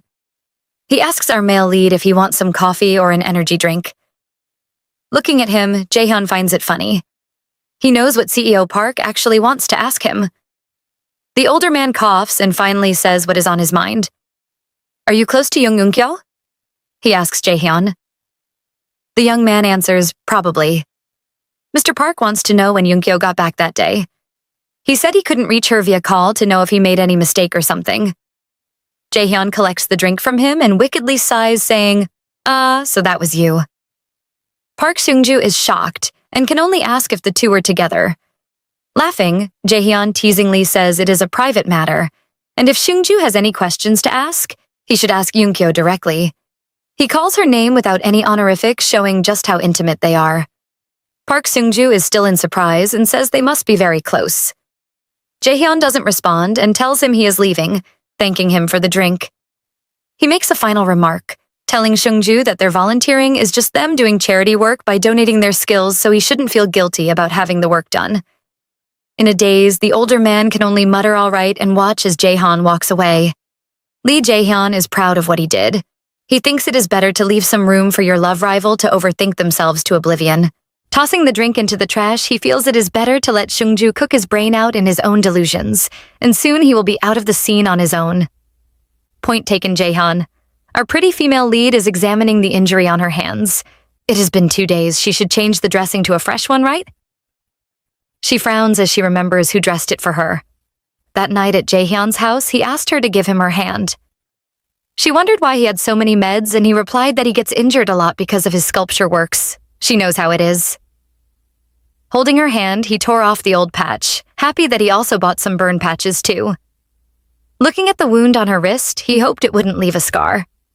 He laughed and said, by the way, he wanted to see her in his shirt, but he didn't expect that they would look bigger on her than what he imagined. Eun-kyo was fuming when she heard this and reminded him once again that she isn't small. She tells him she is pretty sure all the girls he dated before all had similar body types as hers. In her mind, she complains about her whole body hurting. She has only ever been intimate with Doyun, so she has no idea if it is supposed to feel this way. But anyway, her experience with Jaehyun doesn't just feel like normal intimacy. Jaehyun answers her question and says he has never dated any girl before. Done with dressing her wound, he goes to answer the door and tells her to just rest here. Back to the present, Eun-kyo is in disbelief. He said he has never dated any girl before? What nonsense, she is sure he has. Kim Haida has no idea what his friend is thinking and instead yells happily because they are done for the day. Dropping their files, he tells her she did a great job, and she says he did too. Now it is time for them to put up a holiday notice. Looking at the notice, Yunkyo is stunned. She asks Haida if they can really be closed for 15 days. He informs her the university would be going on vacation after closing the festival today. Plus, they have never been on a proper vacation after they started running this cafe. Yunkyo doesn't know what they should write, though. Should they write, "Baristas escaping work for 15 days? Get your coffee next door?" Haida is disgusted with her. So much for her being a writer. She is terrible at it. She defends herself saying having a marketing brain and being good at writing are way too different skills. He tells her to at least make it sound a little more polished. She says there is no better way then than to be straightforward. She will write, "Be back soon. Going for a break." He mocks her. At least she didn't just write, "on vacation." Someone comes in while the two argue. He sounds surprised, asking them if they are closed for the day already. Haida looks back and is stunned to see Park Seung-ju. The man smiles as he asks if they are closing early today. He greets Eun-kyo. Haida wants to know what he is doing here at this hour. Isn't he supposed to be busy overnight tearing down stuff at the festival point? Seung-ju isn't bothered. He explains that he left the work to someone else and stepped out for a meal, and then the two colleagues suddenly came to mind. Especially since the students helped them with the primary demolition part, the work is a lot easier and faster. He keeps staring at Eun-kyo, making her nervous. Smiling at her, he tells her if she hasn't eaten yet, she should join him for dinner. He also invites Haida along, saying it is his treat. Kim Haida is surprised by this sudden invite. Seung-ju hands over an envelope to Eun-kyo. It is the concert tickets he promised her before. He tells her it is a gift and urges her to bring a friend who shares her music taste along with her to enjoy it. Eun-kyo is stunned and reluctantly accepts it. She tells him since he has already gotten her tickets, then the dinner tonight should be on her. Seung-ju stops her and says if she is really grateful, she should allow him to pay for her meal this night. After all, he has a feeling that this wouldn't end with them seeing each other anyways. Nevertheless, he still wants to have a meal with her. Eun-kyo is flustered when she hears Seung-ju say this and doesn't know what to say. Haida comes to her rescue and asks, "What is all the fuss about having one dinner?" Holding Seung-ju by his shoulders, he leads him away, saying they should go and have the meal that he wants so desperately. He scolds his friend, marveling at how he never knew he was so tirelessly stubborn. Seung-ju retorts, asking Haida if he thinks securing the CEO position at such a young age is a cakewalk. Haida says, Sure. Anyway, you go ahead. We will wrap things up and join you soon." The two of them watch him leave, and Haida sighs. Told you that guy is persistent, yeah? Looking at him, he is sure that after this, Seung-ju will hopefully quit. He tells Eun-kyo that she should just have the meal while he is here with her, so they can put an end to all this. She agrees, but says the tickets still feel like a burden to her, though. Haida tells her to just consider it as a compensation for putting up with all his nonsense. He urges her to wrap up here so they can head out. Eun-kyo agrees, and Haida leaves. Looking at the tickets on the table, she gently touches the patch in her hand, her eyes full of longing. Park Seung-ju leads them into the restaurant and reveals he had already made a reservation in advance. The others from his company team are already inside. Following after him, Eun-kyo doesn't feel too good as it is so hectic in there. Seung-ju says he has been here a few times with Haida and wants to know if she has been here before too. Nervous, she says she hasn't. This is her first time here. Seung-ju sighs and says she seems to have a lot of firsts. He bets there are a lot of new things for her to experience out there. Haida isn't pleased to hear this as he wonders what the crap Seung-ju is saying. Eun-kyo just smiles politely. The manager welcomes them and Seung-ju replies, pointing out that it seems to be a full house again tonight. The manager laughs and says it is all thanks to Mr. Park. He turns to greet Haida, saying it has been a long time. While the men are exchanging greetings, Eun-kyo is busy looking around the restaurant. She is surprised to find out that it is actually full to the brim inside. She is sure the poor employees must be losing their minds. She is still looking around when she sees someone she never expected to see. Seated just opposite her is Lee Jae-hyun. However, he is not alone. No, he is busy smiling at the lady talking next to him. Even after she is seated Eun-kyo is still shaken. What is Lee Jae-hyun doing here? She wonders. Seung-ju is busy ordering for them. He wants to know if she is also picky with alcohol, just like Kim Haida. She says she is fine with anything and then turns to ask her friend if he didn't quit drinking alcohol. He shrugs and says he is out of the dry phase. Plus, he is on vacation now. Remember? He can enjoy a drink or two. Seungju selects some wine for them to have. With the seating arrangement, Yunkyo is facing Lee Jae-hyun, and she can't stop peeking at him. Seungju notices and says he mentioned earlier that some students helped them with the cleanup at the festival, right? There they are. He points at the table Lee Jae-hyun is sitting at and says he wanted to treat them to a nice meal as his way of showing gratitude for their work. The students call out to them and tell him the food is so amazing, thanking him for the treat. He smiles and thanks them, praising them for working hard today. As such, they should eat as much as they want. The students are happy since he has already paid them generously and thank him again. Lee Jae-hyun is distracted by the others and finally looks in that direction. He is shocked when he sees who Seungju is with. Haida wants to know if Seungju is running some charity these days as he is being quite generous today. Seungju merely asks if the kids aren't adorable. Yunkyo is not listening to them as she is busy staring at Lee Jae-hyun. She wants to know why he is frowning like that. Seungju has seen who she is looking at and mentions that among the students there is one who is very handsome. He is talking about Jae-hyun and points out that his team manager seems to be already lusting over him. He is like a delicacy that women can't just let go of without having a taste. Seeing his manager touch Jae-hyun and whisper in his ear, Seungju wonders what a guy with such a pretty face can do without proper backing. Can he even get any further than ending up as a host in some bar? Watching Jae-hyun get even closer with that woman, Yunkyo's face is red with anger. Looking away from him, she turns to face Seungju, who is still talking about Jae-hyun. He says in the best-case scenario, the boy can only become some kind of influencer or such and live off sponsorships. He feels it would be a waste to let such a pretty face go to complete ruin. That's why he is wondering if he should give Jae-hyun a little push. Yunkyo is unhappy that he chose to say such mean things even after knowing she is friends with Lee Jae-hyun. In her mind, she changes her opinion of him from a nice guy to an absolute vile person. Not knowing he has ruined his image in his crush's heart, someone comes up to Park Seungju to speak with him and he stands, telling the two that he would be right back. Once he leaves, our sweet girl immediately leans close to Haida and whispers for him to forget whatever nice things she ever said about him resembling Lee Doyun. For her, Seungju is a nuisance on a whole different level. Haida also agrees as he never knew his friend could be this shady. Inwardly, he wonders what his problem is. Yunkyo is distracted by the people at the other table who seem to be playing a game. She hears someone call Lee Jae-hyun's name and looks over. He has been picked for a game and his friends urge him not to ditch the task this time. He has already had 4 shots, so he mustn't back out anymore. Jae-hyun smiles and tells them he has to be in the mood to kiss, and he has already said he isn't. The lady next to him complains about him being a buzzkill, and everyone laughs. Yunkyo finds herself fiddling with the patch on her arm. Leaning closer to her, Haida says, "Seontae just quit." She is surprised because it came out of nowhere. Haida is unhappy as the guy just texted and wonders where he is going to find another part-timer now. Yunkyo too feels it is a loss as Seontae was really a good fit for the job. Thankfully, they are on vacation so they can use this period to look for another part-timer. Haida tells her to just focus on her writing and he will take care of hiring. Yunkyo agrees and says she is going out to visit the pharmacy real quick before they close for the day. Haida wants to know if he should go with her, but she refuses and tells him to wait there for CEO Park. She walks out of the restaurant and sighs. She can finally breathe now. However, someone grabs her shoulder from behind. She is stunned but looks up and sees it is Lee Jae-hyun.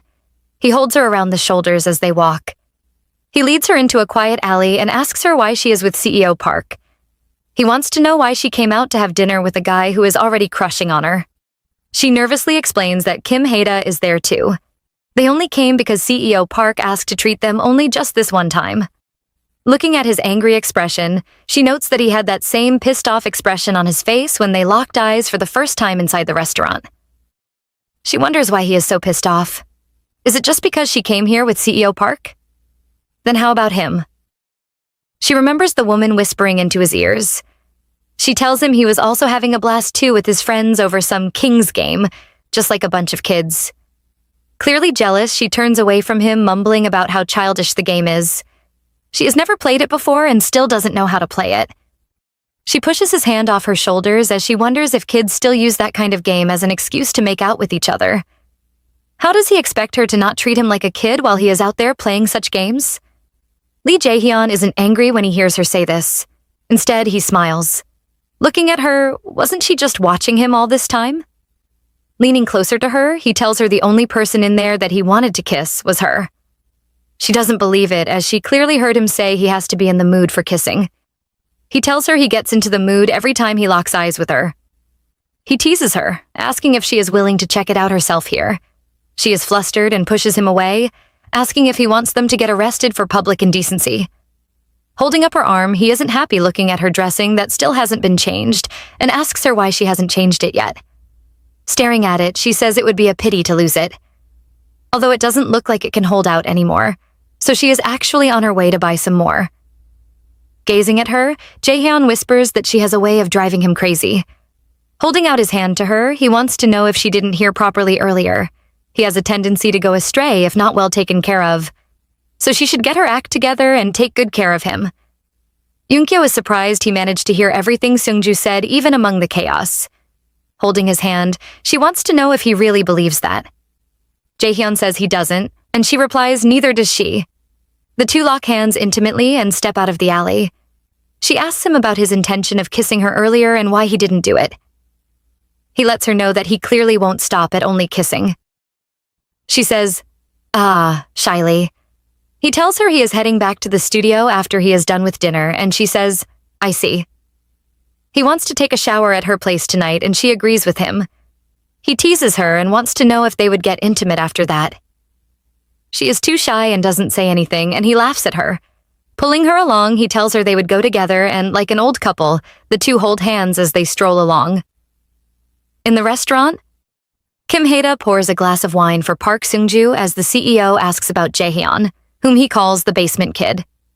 Didn't he just follow Yunkyo out just now? Why does it seem like he is always following her around? Haida smiles and says, Lee Jae-hyun is just a tenant, nothing special there. He says if they are to be more specific, he is just like those neighborhood kids who feel like your cousins. Seungju isn't deceived and asks Haida if he takes him for a fool. What kind of neighborhood cousin nonsense is that? Leaning forward, he wants to know if Haida is interested in hearing what that little kid said to him. He says when he asked Jae-hyun what his relationship with Eun-kyo was earlier today, he told him off with, "It is personal. Go ask Eun-kyo yourself." He looks down on Jae-hyun and thinks he is acting like a guard dog protecting his owner and flashing his bare teeth. Haida isn't pleased with what Seungju says and tells him Jae-hyun is just a kid, so he should try to be a little more understanding. Plus, he heard Eun-kyo has already rejected him and has even apologized to him regarding that. Then, shouldn't he back off now like a gentleman and stop obsessing over her? He warns him to also stop the stealing her heart with gift attacks thingy. Seungju is stubborn and tells Haida that she is exactly his type. He blames him for not introducing them sooner. Suddenly, he says he saw Lee Doyun. Haida sits there stunned. Taking a sip of his wine, Seungju asks if that isn't Eun-kyo's ex-boyfriend. There have been rumors saying he has been showing up at each and every business meetup in the city, trying to act familiar with all the CEOs. Seungju wonders if he is trying to start a business or something. Haida wants to know if Seungju knows about Eun-kyo's past relationship. He says he does as the two were such a hit couple back in the university. Haida is shocked as he didn't expect him to have any connection to Lee Do-yun. He hopes Park Seung-ju has not by any chance brought up Lee Do-yun in front of Eun-kyo, saying some nonsense like, "The past doesn't matter." Twirling his cup of wine, Seung-ju says, since Eun-kyo has rejected him and there is nothing going on between her and that young stud either, doesn't that mean she is yet to move on from Lee Do-yun? There's no way the two are getting back together again, right? Kim Haida is pissed off by that idea and scolds Seung-ju off, asking him if he is insane. Doesn't he know how much of a psycho Lee Do-yun is? Does he think he, Haida, will just sit still there letting that happen? Seung-ju is surprised by Haida's outburst and tells him so. He warns him, if he really cares about Eun-kyo so much, he should go and talk some sense into her. He should tell her it is odd for a woman over 30 to be dating some young kid. Haida repeats again that they are not dating. He wants Seung-ju to mind his own business and stop acting like an old grumpy geezer. Seung-ju is annoyed at him. He tells Haida he might be old-fashioned, but he should remember who got him that fat check for the vacation they will be having. Haida says yes. They are very grateful for his kindness. So can he finally eat in peace now? Seungju is amused by him. Eun-kyo is back and apologizes for making them wait so long. She says it took her some time to find a pharmacy still open at this late hour. Seungju is concerned and says he heard she got burned and burns take a long time to heal too. He hopes it doesn't sting anytime water gets on it. Eun-kyo says it stings a little bit, but thankfully the wound isn't that big. She sees they haven't started eating and hopes it isn't because they were waiting for her. Picking up a piece of prawn for her, Seungju assures her the food just came in and attempts to drop it on her plate. Haida immediately blocks him, telling him Eun-kyo can't eat seafood because she is allergic. Seungju goes into a panic and wonders why Haida is only telling him now when they could have gotten something else instead while placing orders. Haida says she is one of those no-need types. Across the room, Lee Jae-hyun is back. His friends wonder where he went to. However, he is busy staring at Eun-kyo's table. He hears Haida saying Eun-kyo probably felt the two of them would finish the seafood, so she felt there is no need to mention it. To his side, Eun-kyo complains about how much she hates the fact that he knows her so well. Haida tells her she should instead praise him for being a considerate and detailed guy. She laughs mockingly at him. Seungju interrupts and says, as expected, Haida must surely have met so many women to know his way around them this well. He feels that a guy like him not dating would be a real shocker, and wants to know if he is now seeing someone else secretly. Haida tells Seungju that he must already be drunk.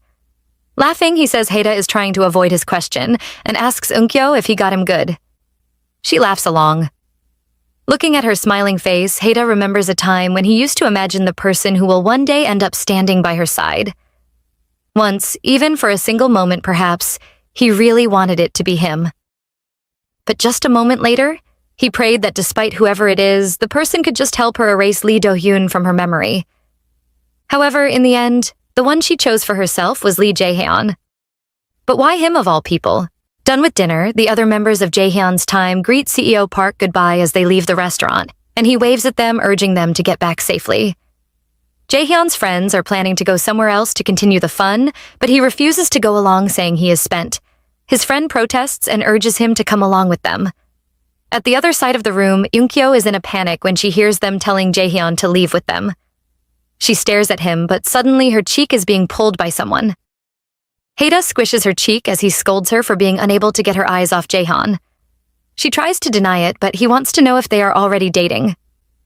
She asks, "Who is dating who?" And he replies, "The tenant boy kid. Is she dating him now?"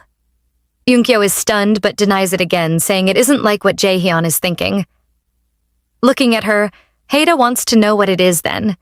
Did she just decide to leave impulsively without a care for anything? "More or less," she replies. In her mind, she thinks of how just for this fleeting moment, she wants to drown herself in this foreign concept of not being herself. For instance, acting like she is in a relationship when she is actually not. And then there will come a day when they both lose all interest in each other. There won't be any sad breakup melodrama between the two of them. Just a casual goodbye at the end, and then they are done. Speaking to Haida, she asks him to pretend like he doesn't know anything for the time being. She honestly feels like explaining everything to him right now would be a bit embarrassing for her. She whispers to him that she finally feels excited these days. Standing up, she tells him she understands what he is concerned about. However, she is not a kid anymore. And besides, this too shall pass away. It isn't something that will last long anyway. Smiling, she tells him she is heading home first. Outside the restaurant, young Eun-kyo is walking home while thinking, how would they get a new part-timer? She stops thinking about that as Haida has promised to handle that all by himself. Her thoughts turn to what she should then do during this vacation. Should she just rest tomorrow? Now that everything is quiet, she can't stop thinking about sleeping. Looking forward, she sees a young girl holding on to her mother's hand. The mother and daughter pair converse happily. The girl asks her mom to help her do something, and the mother promises she will, asking her daughter not to say anything to her father. The girl is happy and says she loves her mother, and the woman laughs. Watching their sweet interaction, Eun-kyo is sad. She guesses it is time for her to go visit her own family too. Since they haven't been asking about Lee Doyun lately anymore, she hopes everything will be fine. From behind, someone calls out to her. It is Jaehyun. He asks her if she just got here. He is on his way back from the convenience store down the street. Holding a bag in his hand, he smiles as he asks her if she didn't see him or notice him. Yoon-kyo is surprised and tells him she was thinking about something else. That must be why she didn't notice he was there. She asks if he didn't go for a second round, and he says he couldn't wait to get to the studio ASAP. He wants to know what she was thinking about, but Yoon-kyo doesn't tell, and says it was just random thoughts. Whatever popped into her head. Lee Jaehyun says he must better be there in those random thought stream of hers.